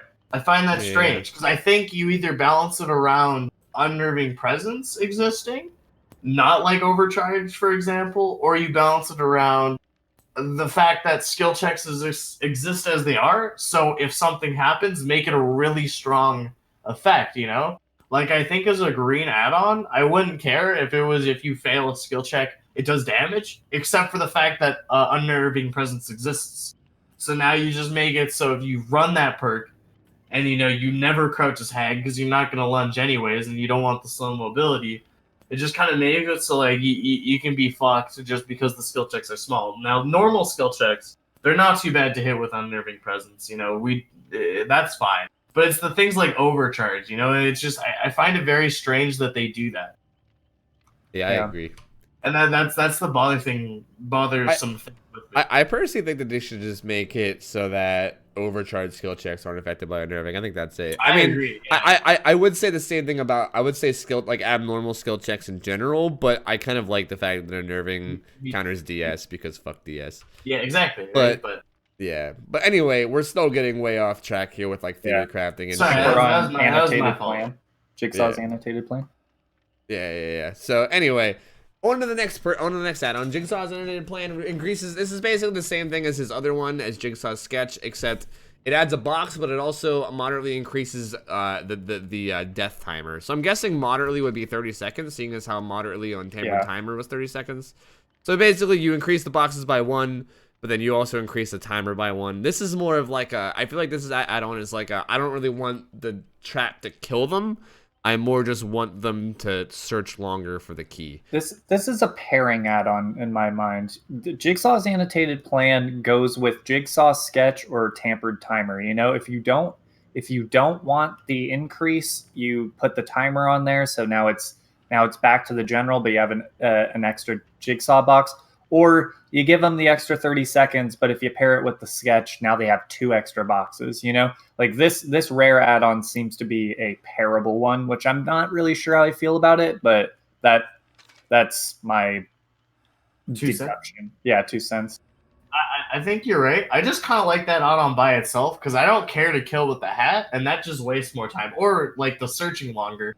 If you add the searching longer one, it is a good pairing one. But yeah, I kind of like it because it's like you throw it on, and then I usually don't care to kill with the trap anyways, unless you have the awful daily. So it's just kind of like a nice game slowdowner. Can I say something really quick? I just want to put this out there, and I don't know if there's going to be a lot of hurrahs or a not no. I want people to die from my bear traps. I would love for people to be like that's something I would love, especially with these add-ons. I want people to be freaking out and then just like, fuck, there's no way, and then their head just smashing. That brings me an immense amount of joy. I don't know. I really feel like some of these games, I want it centered around, if you have a bear trap on your head, there's a good chance you might die via that bear trap. That's all I wanted to say. Yeah. Since we're in the add-on realm. Yeah, I think that's 100% fair. I just think there are other add-ons for that, and this one just isn't directed at that. It's more Agreed. like it's more like one of those ones where you just want to generally slow down the game, just as a time efficiency thing. But no, I agree, and that's what I like Amanda's add-ons is it has both those factors. Yep, I agree. But this one is basically just a slowdown one. Yeah. Moving on, rusty attachments, rusty everything, rusty chains, rusty heads, rusty attachments. Put a bear trap on a guy, they're mangled. Basically, that's it. But yeah, the bear trap on, healing you is slower. Damn, feels bad.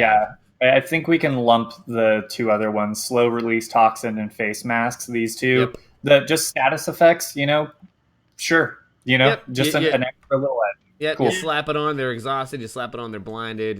They just get a status effect. I mean, it's pretty straightforward. Also, I agree. There's one for I am a little too. triggered. I'm a little triggered that face mask and utility blades are yellow, because I don't know. I don't know why those 2. I don't know. That just triggers me. That I these think 2 it's good because they're less strong. You know, I think they learned from Huntress when she got a brown exhaust add-on and a brown blindness and whatever hemorrhage one. That the exhauster one is clearly better. So that's why is that what you mean, like rarity wise? Yeah, I guess so. Yeah, because I think it does play in a point to strength, right? Yeah. Nah, I don't know. It still triggers me for some reason. Anyways, I agree. Moving on. Last will. I wish there was more ones like this. Increase available reverse bear trap by 1. This is the only add-on that increases your bear traps. There's no other way to do it. The max bear traps you can have in a game is 5. It's really weird that it's just a yellow with no, like, that's it. Yeah, and it's another one that says stack. It's like tampered timer, where it says stacks, even though nothing else does anything like that. And it's really weird.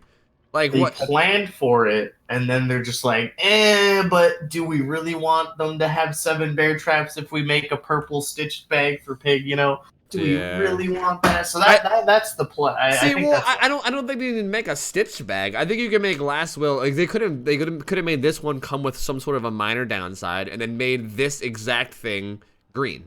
You know, green. Yeah, like they that did way you for can other stack them. Exactly. Considerably increases the amount of time it takes to put the bear trap on their head. There you go. 1 second, a whole second. Poggers. There you go. Bam. But anyway, I guess I should have read what it does in case anyone's listening and not watching. Last Will just increases your available bear traps by 1. That's it. It makes it so instead of 4 bear traps, you start with 5, which is good. That's very good. I honestly want to see more of this because I feel like this is counterintuitive to what a lot of people want to play Pig as, which is an end game you're never escaping. I want to be able to freely put bear traps on people's heads throughout the game to slow the game down more. You know, like I feel like ideally that's what people want Pig to be, is her bear traps to slow the game down and not always be the last fucking resort to like you cannot leave with a bear trap on your head. I understand that is a thing, but I want to see more of these. I agree, and I think agree. it's not a bad way to slow down the game. Unlike Freddy's, oh hey, you get 25% more slow speed in the Dreamworld. You know, like, oh fuck me, now I have extra crippling depression. Right. All right, we're gonna move on. Razor wires. This combos with interlocking razor to make the best fucking add-on combination in the world because it moderately increases skill check trigger odds when interacting with a jigsaw box. Holy shit, you're literally feeding the survivors more objective points because skill checks are easy as shit. I don't get it. You can stack it with interlocking razor if for some reason you think people can't do skill checks, but they can. So Again, I don't see why Razor Wires is yellow either, because that's not good. Like, I'd never want to run that add-on. I mean, yeah, I just don't even know why it exists. It's kind of That's a bad. good point. I think we could just move on, to be honest. Adding skill checks doesn't Yep. really fucking matter. Okay, videotape. I actually love this add-on. I wish they had more add-ons like this, and I also just wish ambush wasn't shit. But here's what it does. It slightly decreases the ambush attacking charging time. So basically, the time it takes from going from crouching to actually doing your ambushing charge is slightly faster. And also slightly decreases the ambush attack miss cooldown. So if you miss your ambush attack, you know, you can get back to moving at full speed again and slightly quicker. Push interlocking razors to uncommon, razor wires to common, and put that as a green rarity when the ambush actually does something, and you are cooking with fire there. Yeah. Yep. No, I really like that add-on.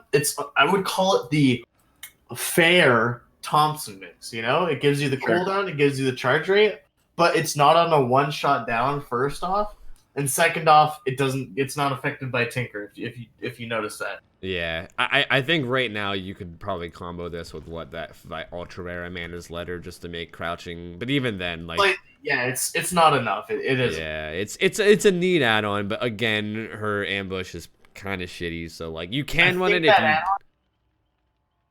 Yeah, no. Sorry, I was just gonna say. I think that add-on would be good if they just made lunge better, and then it'd be fine. Yep, I agree. I think right now, if you're hopeful to use lunge, feel free to run it. But exactly what you said. Lunge right now is not that good. So until they make it better, it's just kind of meh, you know. Yep. All right. Moving on, combat strap slightly decreases the time it takes to crouch. This is amazing. You can teabag slightly faster.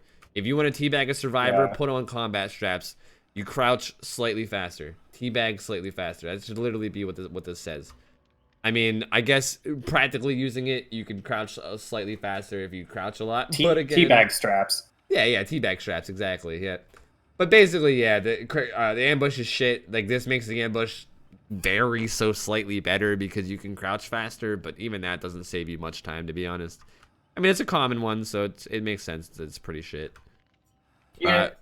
We only have 3 more. Let's go ahead and get through these. John's medical file slightly decreases the ambush attack charging time. So that's just like basically a part of videotape, but it's, you know, it just the charging time just, you know, slightly less time. You can stack it with videotape to make it even faster. Shattered syringe slightly decreases the ambush attack miss cooldown. So basically, videotape was just a combination of syringe and John's medical file. And workshop grease slightly increases skill check. More slightly increases skill check trigger odds. Okay, so yeah, that's just a worse version. Yeah, that's just a worse version of the razor wires or whatever. So yeah, all those add-ons are basically trash, to be honest. They're basically all shit. Her common add-ons fucking suck, to be honest. I kind of think that's what common should be. They should do something like, I think that charge one kind of good. The miss one, you know, all right. And then those other 2, we just don't talk about them because they're really bad. Yeah, I think these ones that are really bad, I think they should rework them to A, put the considerably, slightly, moderately, tremendously, whatever you want, to the timing of the bear traps or the timing in which you rummage through the boxes. I think that would be much more effective instead of, like, something that Griff has told me time and time again is an increased chance to get skill checks is a buff to survivors that do them. Why would I want to wear that add-on? There's 2 of them. That's just 2 dead add-on. Yep, I agree. I feel like that is like something that, again, I think the devs feel like is a something that's bad for survivors because maybe they're used to playing with people who don't nail skill checks all the time. Like maybe they're failing skill checks in the office. I have no fucking clue. But like against people who've been playing this game for a long time, skill checks are literally a good thing. They're really hard to miss, and if you hit the great skill check, it gives you extra points and it gives you extra progression that you normally wouldn't get. So I think the whole game of being about like extra skill checks equals bad is a weird thing because it's not really bad. Aside from like if you're running like unnerving and lullaby and just by default. Like by default, with no perks being involved, skill checks are kind of a good thing, Cool. I think that's add-ons, right? Do we have any emails? We do have a good bit of emails. I wanted to test Amanda's secret with Mathman real quick. I'll do it. In. Yeah, I'm in here. I'm here with him. I think. Oh, well, yeah. Actually, okay. No. Do I need you to unhook him? No, I could put a trap on him and then just let him wiggle out. Yeah, no, never mind. We're good. Okay, yeah, wait, and then, can I take like 2 minutes to talk about combat straps? Yeah, go ahead. Okay. Smith is going ham trying to say that combat straps you can quickly crouch and then do a fakie and uncrouch quickly and get a real hit. Wait, what? Okay, yeah. So you crouch quickly as if you're going to ambush and then you uncrouch very quickly to just get a regular hit instead. But wouldn't they be running away while you're crouching? Don't look at me. Don't look at me. I'm just putting it out in the air. People can go test this. Come back to us next week. How did it work for you? That's all I want to say. Moving on. That's all. Yeah, send a clip of how this works. Hello? Like, yeah, I don't understand. That's all. Like, if they're running away from you, how does crouching and then uncrouching do anything? Apparently this common add-on is god tier. That's okay. All they're trying to tell me. Okay, so never mind. We're actually all wrong, and the common add-on is actually god tier. We'll hopefully get a clip of this or something. I don't fucking know. But yeah, we actually do have some emails, and I was gonna touch base on the survivors perks real quick, like the new survivors perks, if you guys wanted. Oh yeah, definitely. We could just move on. Do you have the numbers handy since I'm doing this test real quick? I know like it's what tenacity, detective's hunch, and what's the last one? I can't remember what the last one is because my brain is falling apart right now. Let me switch to survivor. Stakeout. Stakeout. There you go. That's the one. Okay, so I'm gonna test this add-on real quick. Mathman, go ahead and start working on the box, the jigsaw box. Is there a jigsaw box in there? Are you working on it right now? Yeah, I am. Yeah, I cannot see you. I think it's only when you actually remove it. So, do you want me to read stakeout? Did you fail a skill check? Because I just got a notification. Yeah, I failed a skill check. Okay. Yeah, go ahead and read stakeout. Okay, stakeout. Getting close to the killer fills you with determination. For each 15 seconds you are standing within the killer's terror radius and not in a chase, you gain a token up to a maximum of 4 tokens. When stakeout has at least 1 token, good skill checks are considered great skill checks and consume 1 token. I think this is good with the Fengmin perk of what's it called? Hold on, I have to go find it. The gen perk, the stealth perk. Technician. Yeah. I agree. It's you can stay working on gens even when the killer's in terror radius, and then you get stacks, and then I also think it's interesting because it kind of like soft counters Hex Ruin in a way. Because Hex Ruin is like a, hey, can you get that hat off? I want to see if I can see the Oh yeah. But also, anyway, the interlocking thing's 50%. Just to throw it out there, 50% progress. 50% of the bar. Yeah, 50 or 60% of the bar. Okay, sorry. So, but back to the add-ons. Interlocking Razor takes away 50% of your progress, as if anyone's gonna fail skill checks.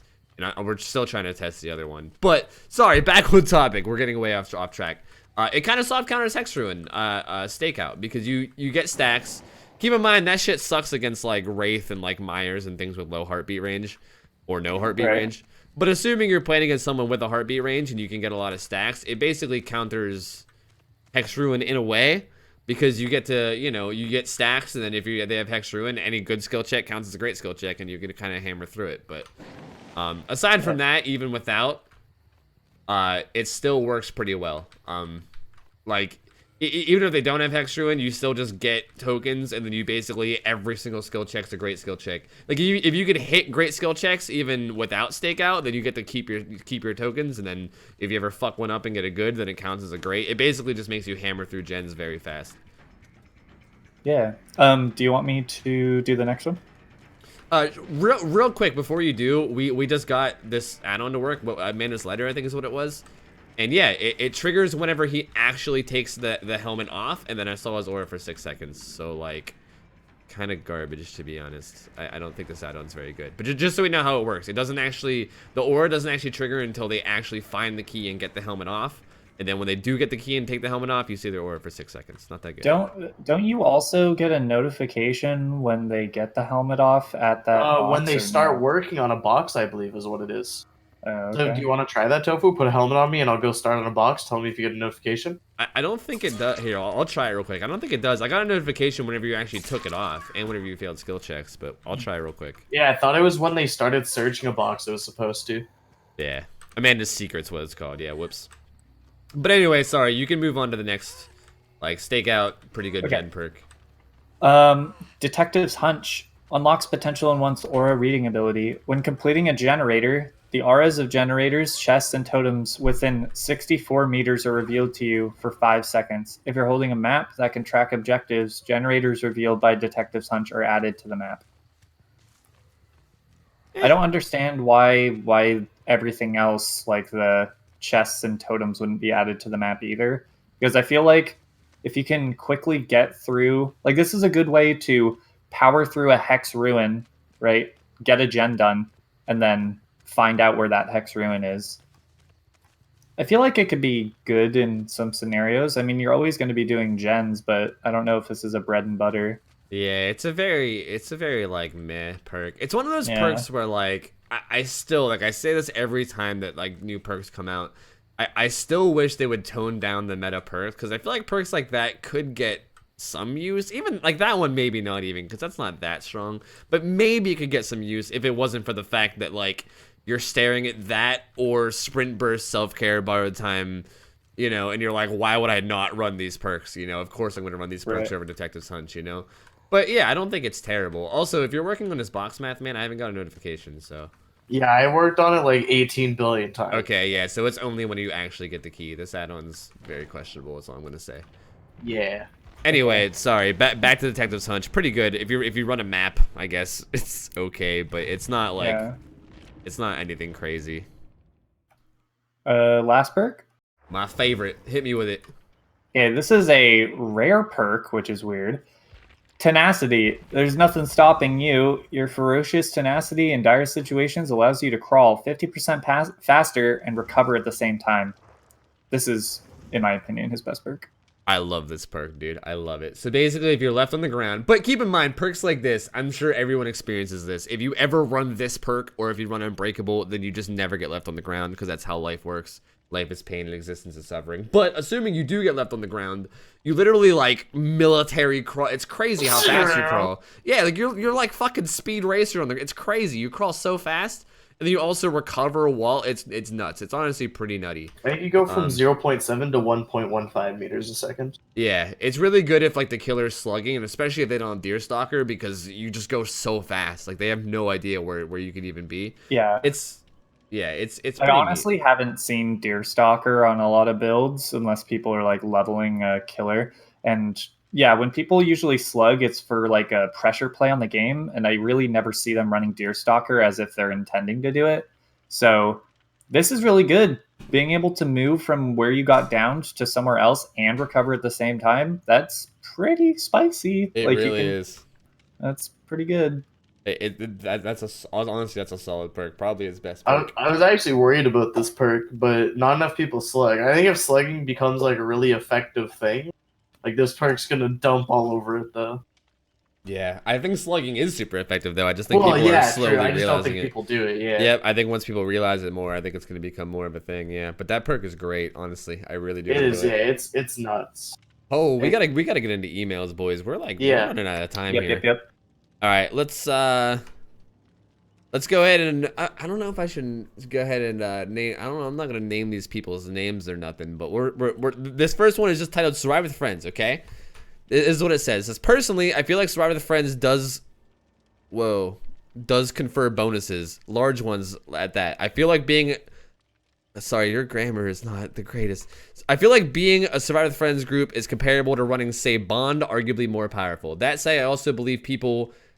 Killers in parentheses definitely overestimate the power of Survive with Friends, generally blaming it for losing the game even when no Survive with Friends exists in that game. I do think that something should be done, but the priority for doing something about Survive with Friends should be low, as there are much more larger problems. So basically this is just like a how much does Survive with Friends affect the game discussion that he's getting at here, right? Yep. Yeah. I mean, I have this discussion a lot with people. Like, a lot of people always do this. People blame Survive with Friends a lot.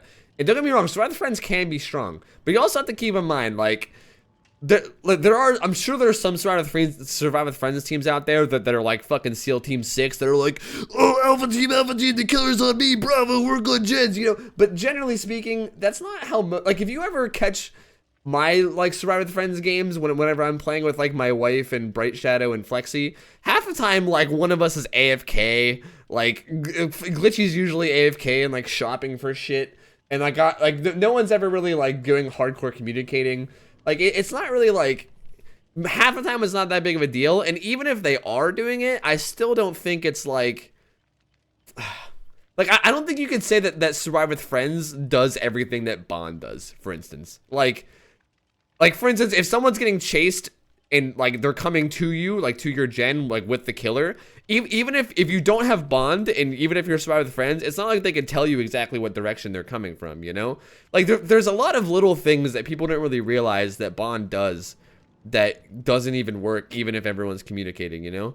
Like, I don't think that Survive with Friends is the exact, like, I don't think it makes perks like Bond useless. I think running Bond, even if you're doing Survive with Friends, can still be good, you know? I mean, So first I want to say I think Survive with Friends is one of the strongest things in this game. That's what I want to say. First of all, if you have a Survive with Friends team, being able to openly communicate and give information to each other about where the killer is, what the killer's doing, what you're doing, what other people are doing is huge, right? I don't have that information as the killer.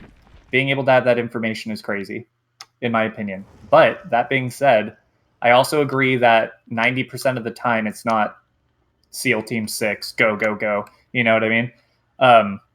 But there is a stigma right now against killers saying fucking Survive with Friends, that's why I lost. Most of the time that's not the case. Most of the time there's like other issues that went into it.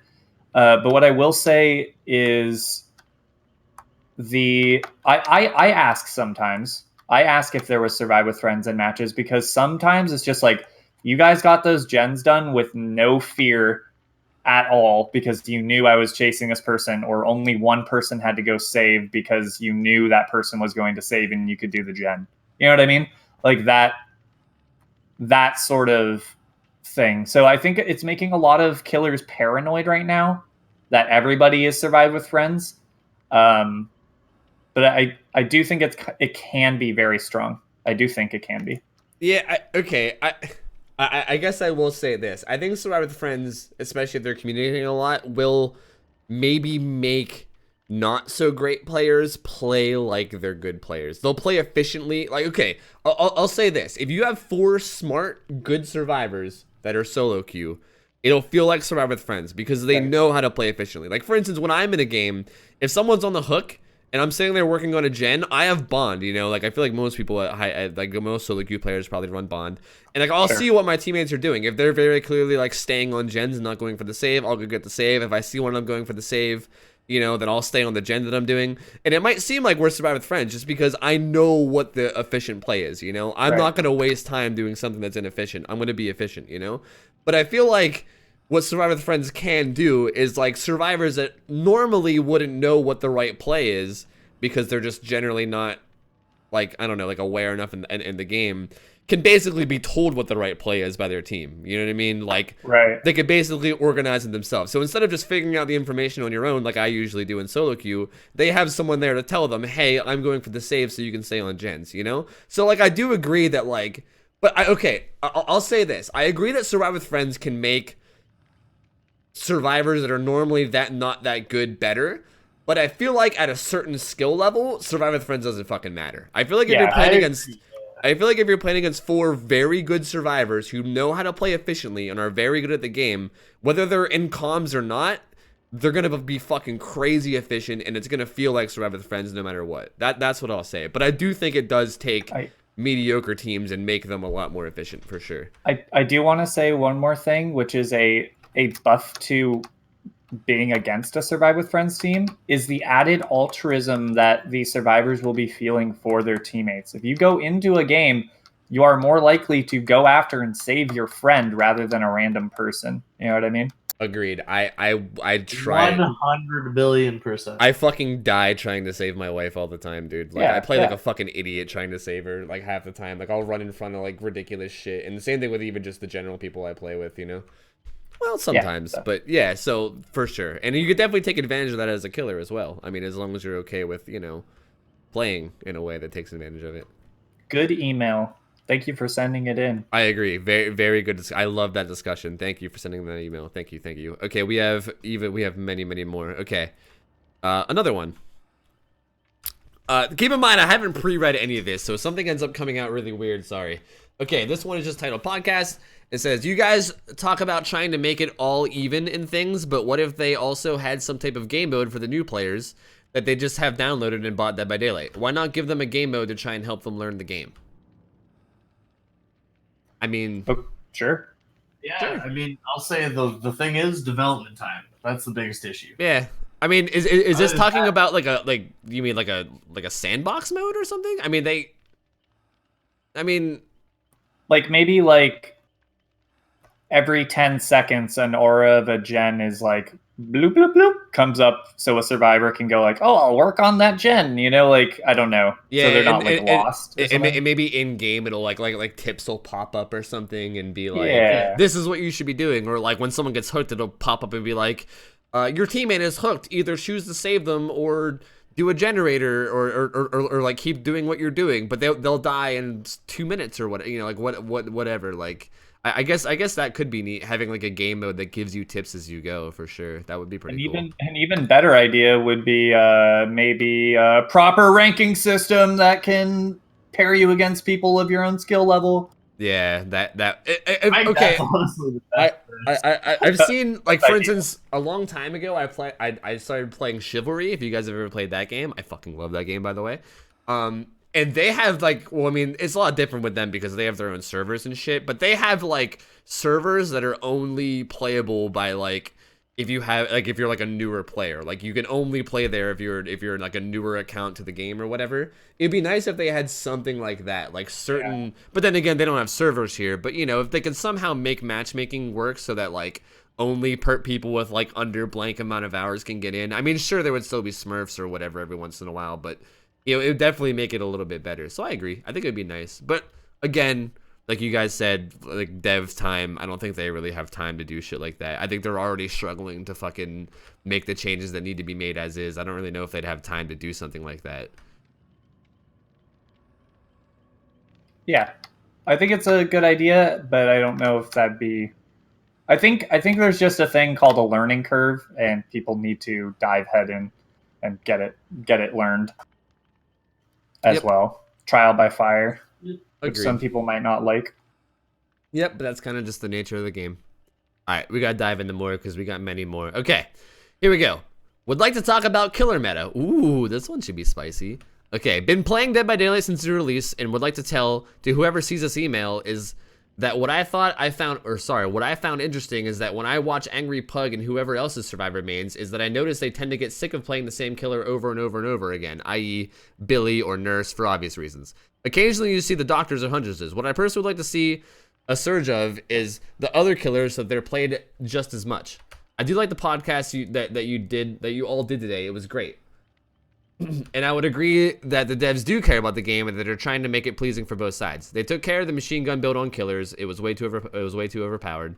Also, they put in the entity blocking for double windows. The problem is that I noticed is that killers do lack confidence in Grumption after a game, in Grumption after a game looks grim or even at the start of the game, and are treated as a joke a lot of the time. The only time that killers seem scary and threatening is when they have exceptional map pressure or using add-ons that make them a huge threat. Something that I would like to see is much more teamwork than just, oh, I unhooked him and that's my good deed. Maybe make it so you can only heal yourself with a med kit or the aid of another survivor. Get rid of self-care possibility. Ultimately, I would like to see all the killers feeling powerful and threatening, while survivors should be the ones under pressure and nervous about who they're going to be going against and what their plan's going to be. But most of all is that each side has fun and enjoys the game overall. P.S. Please make stealthy play more rewarding in blood points. Feels bad, man. Says, if you finish reading this all, then thanks. Xavier Hero. I actually know Xavier Hero. That's awesome. Thanks for reading that, buddy. I think that he makes some really good points, and I do think that, like, I don't know about removing self-care, but there's a lot of things that could still be done to survivor perks that haven't, you know? So self-care and sprint burst and, you know, that shit's been in the game for far too long in its, like, state.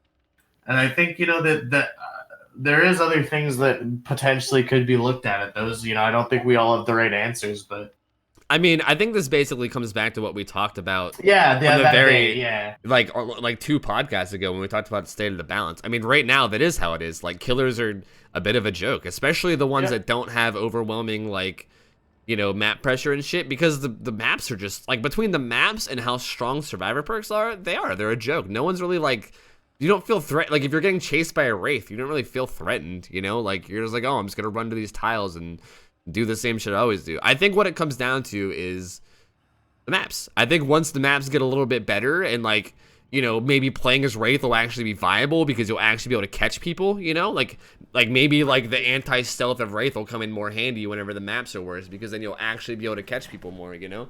I think that will help so much. So to answer his question, I think that's really what it is. I don't think we need to, like, remove self-care and shit. No, but I think, like, you know, lowering exhaustion perks, like, especially sprint bursts, from, like, a map point of dead zones being a viability to sprint bursts making it so there's never a dead zone on a map unless the entire map is a dead zone, you know?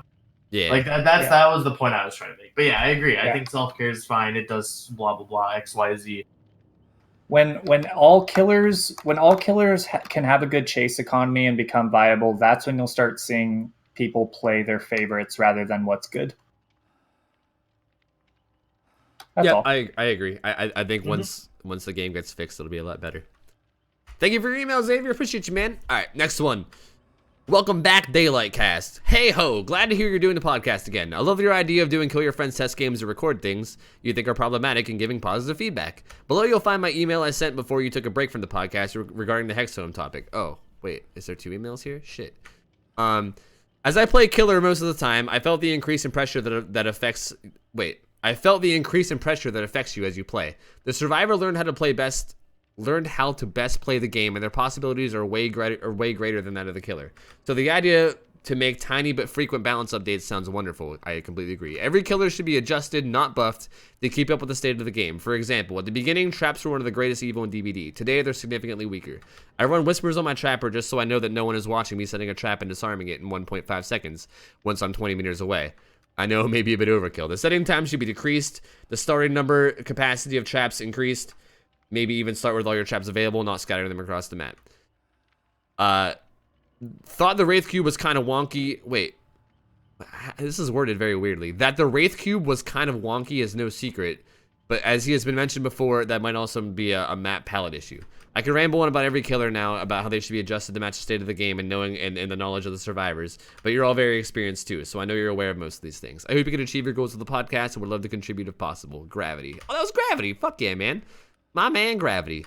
All right. Basically, I mean, this is just an email saying that they should keep up with balancing the killers according to the meta. I mean, I completely agree with this. He's basically saying, like, for instance, Trapper is so fucked now because they haven't really been updating him with, like, with the game being updated. Like with all the meta shifting and shit, and, like, the game being so different than it was, you know, like a year ago, and them not touching Trapper at all Yeah. like since release, barely, aside from like some minor Trap things. was underhook. Yeah. Yeah, aside from minor things like Trap being underhook, but like his general kit and how he works isn't really. Yeah, no. Yeah. Trapper's just gone through a fuck ton of bugs and bug fixes. That's all it is. You know, disarm buffering was a bug. They fixed that, made traps underhook. Now that was considered a bug because it was not a thing, I guess. It was just shitty because you removed a bug that countered an unintentional gameplay element. And that's just kind of like, yeah, I think they should make Trapper set traps faster, like you said, and to have more of them is all good points. Because Trapper is shit now. After, you know, the whole trapping underhook thing was gone, Trapper really didn't have anything for him because they nerfed other things about him, like how fast you could disarm his traps. It was cut in half.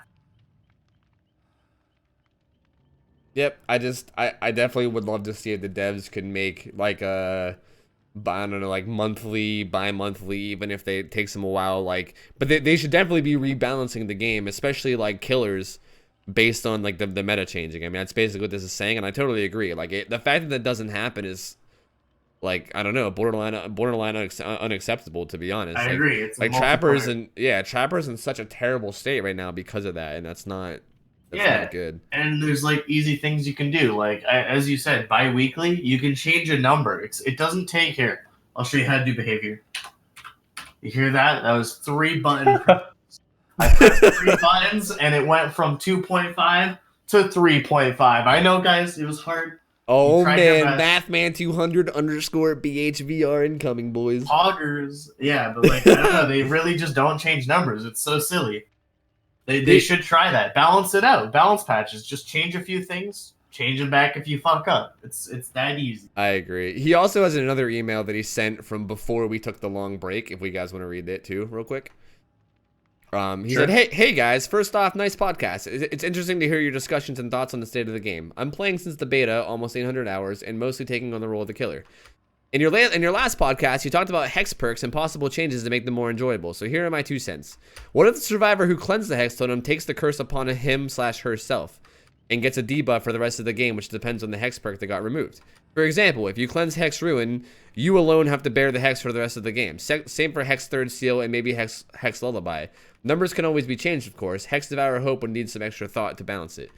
That sounds fucking sick. Doesn't it? Doesn't that sound so sick? The effects after the Hex Totem is destroyed should be on par with a theoretical perk you almost want to take as a standalone, but just seems a little too weak.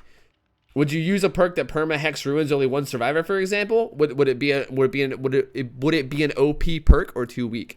The idea is that you don't use a full perk once your totem is cleansed, but you're not left with a still high tier perk. On a different topic, with the new patch, the fog got thicker. I personally love it. I've lost many survivors I've chased in the fog, and it's much better feeling than the pallet dance. I say once they balance the pallets again, they should leave the thick fog. Less pallets, more fog. Strider OP and stealth points, and that would maybe bring a new some fresh new aspects to the game.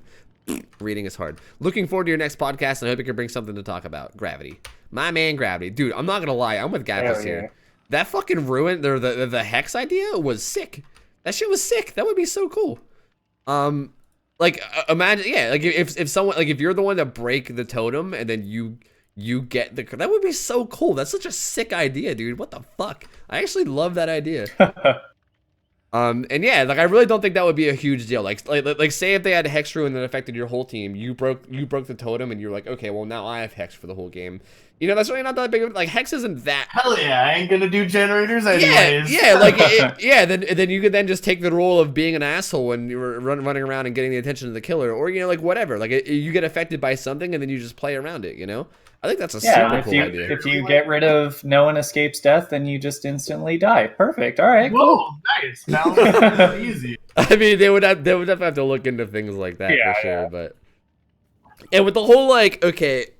His other topic though, with the fog getting thicker, and okay, I do think that stealth should be more rewarded from points or whatever. Like I think stealth should be a viable game style, but I would never want to see stealth be the prime. Like I would never want to see stealth be the meta. That would be fucking terrible. Just for the record, if stealth ever became like the meta where like how everyone runs pallet loops now, if that was how it was, but the opposite, I would never play this game ever again. That would be so fucking boring. It would be worse because Yeah. you'd be like, oh man, day 75 of pressing my W key and trying to use whispers. Exactly. Zero survivors found.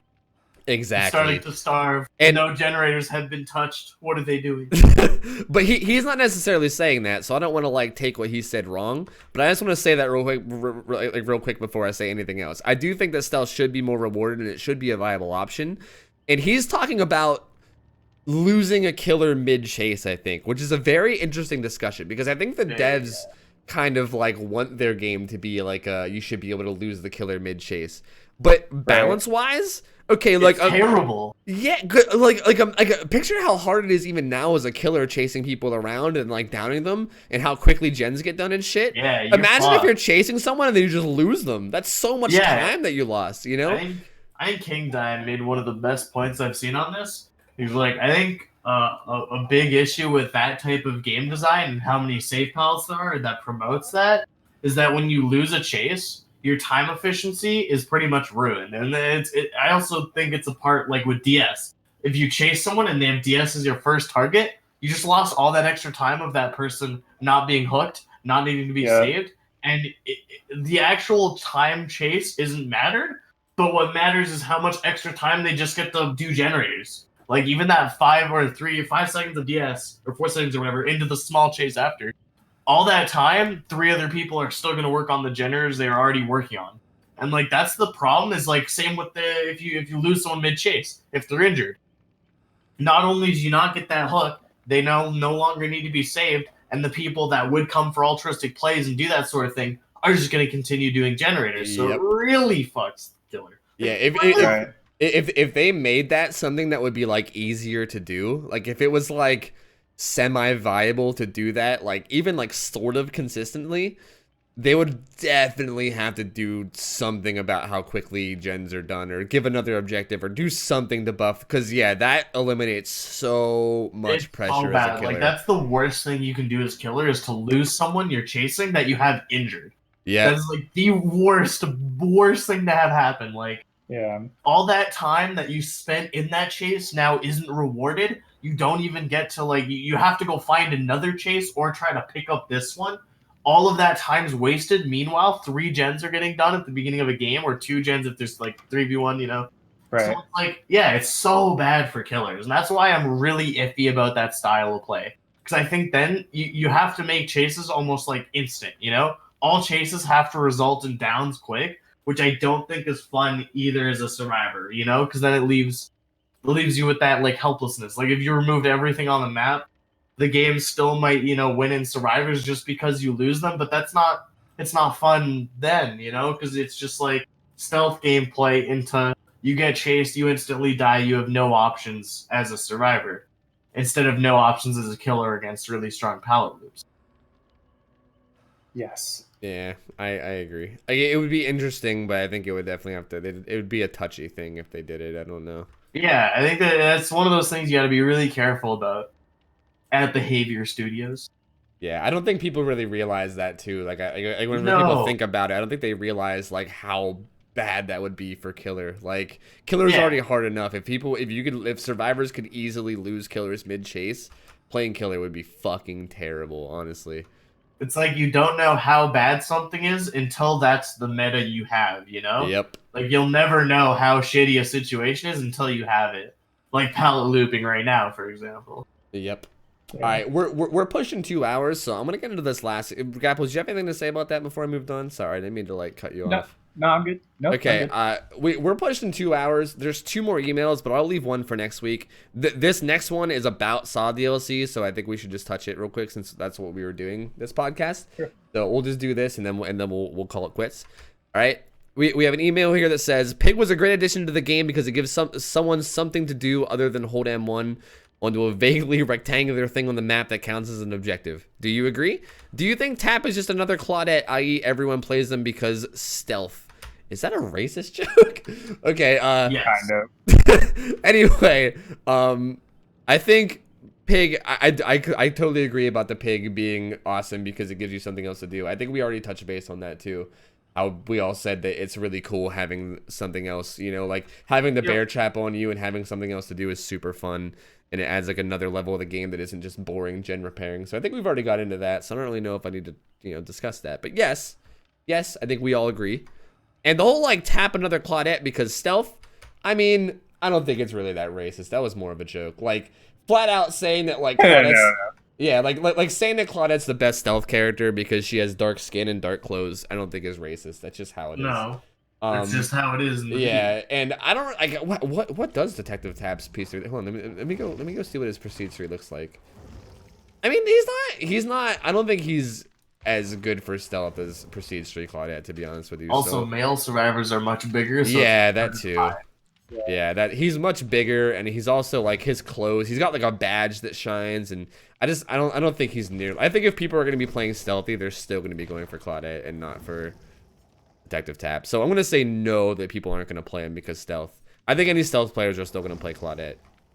I think just to go back to do you think it's good that there's something else to do besides the M1? Yeah, I think that's great. I think that even a slight increase to the stuff that you need to do besides like generators is really good.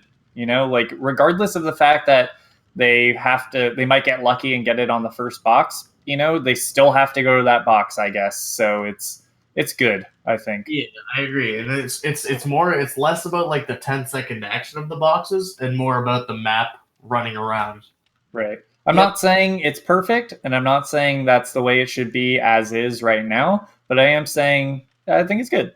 Yeah, I definitely think I would love to see them add more things like that. That Yeah, gives you more cool something stuff. else to fucking do other than gens. Like it's so boring being like either A, you're getting chased, B, you're doing gens, or C, you're saving the guy that's on the hook, and that's it. It's one of those three actions all the time, you know? Like I love having something else to fucking do other than those three things. So like, yes, and I hope they add more. And thank you for the email. We really appreciate it. Thank you guys. Everybody who emailed today, thank you guys. I think that's all we're gonna, unless you guys have anything else to say, I think that's all we're gonna touch base on. There's one more email, but we'll touch base on it next week because we are really, this is a really fucking long podcast and we kind of got to end it. We've been going for a long time. If you guys, also, we didn't really announce it, but Atro's internet died like halfway through this podcast. So the reason you haven't heard his voice in a long time is because his internet died. We kind of didn't say anything. He messaged us and we didn't say anything, but if anybody who's watching is wondering what the hell happened to Atro, his internet died. So sorry, he hasn't been here. Yeah, we were on top again. Yeah, exactly. Yeah. But I think that's about it for the podcast today. Real quick, if you guys want to email us, we're gonna read more emails. I mean, if we have like 2 or 3 emails, we'll read them like every single podcast. So if you guys want to email us, daylightcastpodcast@gmail.com. I'll put it below the video and all that, but that's what it is. Daylightcastpodcast@gmail.com. Send us emails. If something we said just now triggered you and you want to tell us that we're idiots, do it. If you have something we want to discuss, do it. You know, you want to tell me that I look like an idiot and I look like Shia LaBeouf, do it. And you just do whatever the hell you want to do. Just send us things so we can read it. We love getting your emails, for real. We really do enjoy it. As for the cast, Atro lagged out, but he is our German memer. He doesn't really do anything as far as like streaming or YouTube, but he is our German memer, Atro. We have Ryuk's Apples here, the Killer Main. A twitch.tv/Ryux_apples. I'll make sure to have links for all this under the video, by the way. Great Killer Main, very good at discussing his mindset and a very knowledgeable guy. Mathman200, our other guest, probably the best survivor in the game that I know. Also a great killer player, generally very knowledgeable person. Very fucking good guy too. Awesome to hang out with. Twitch.tv/Mathman200. Check him out as well, please. And I am Otofu, of course. I'm assuming most of you probably know me if you're on my YouTube. Twitch.tv/Otofu. That's where I hang out. Thank you guys all for watching. Do you guys have any closing things to say to people? Send in emails. They were fun to read. Yeah, they're great. Lots to. of insights. Glad to see from other people and what they think as well. And you guys gave really good ideas, so thanks. Yeah, hell yeah, dude. Some of the ideas were really good. I agree. Please, more emails. We love emails. We love them. Cool. But yeah, we're gonna get out of here because this podcast has gone for way too long. So we'll see you guys later. See you next week, dude. See ya. Play ya. See ya. Later. Play ya.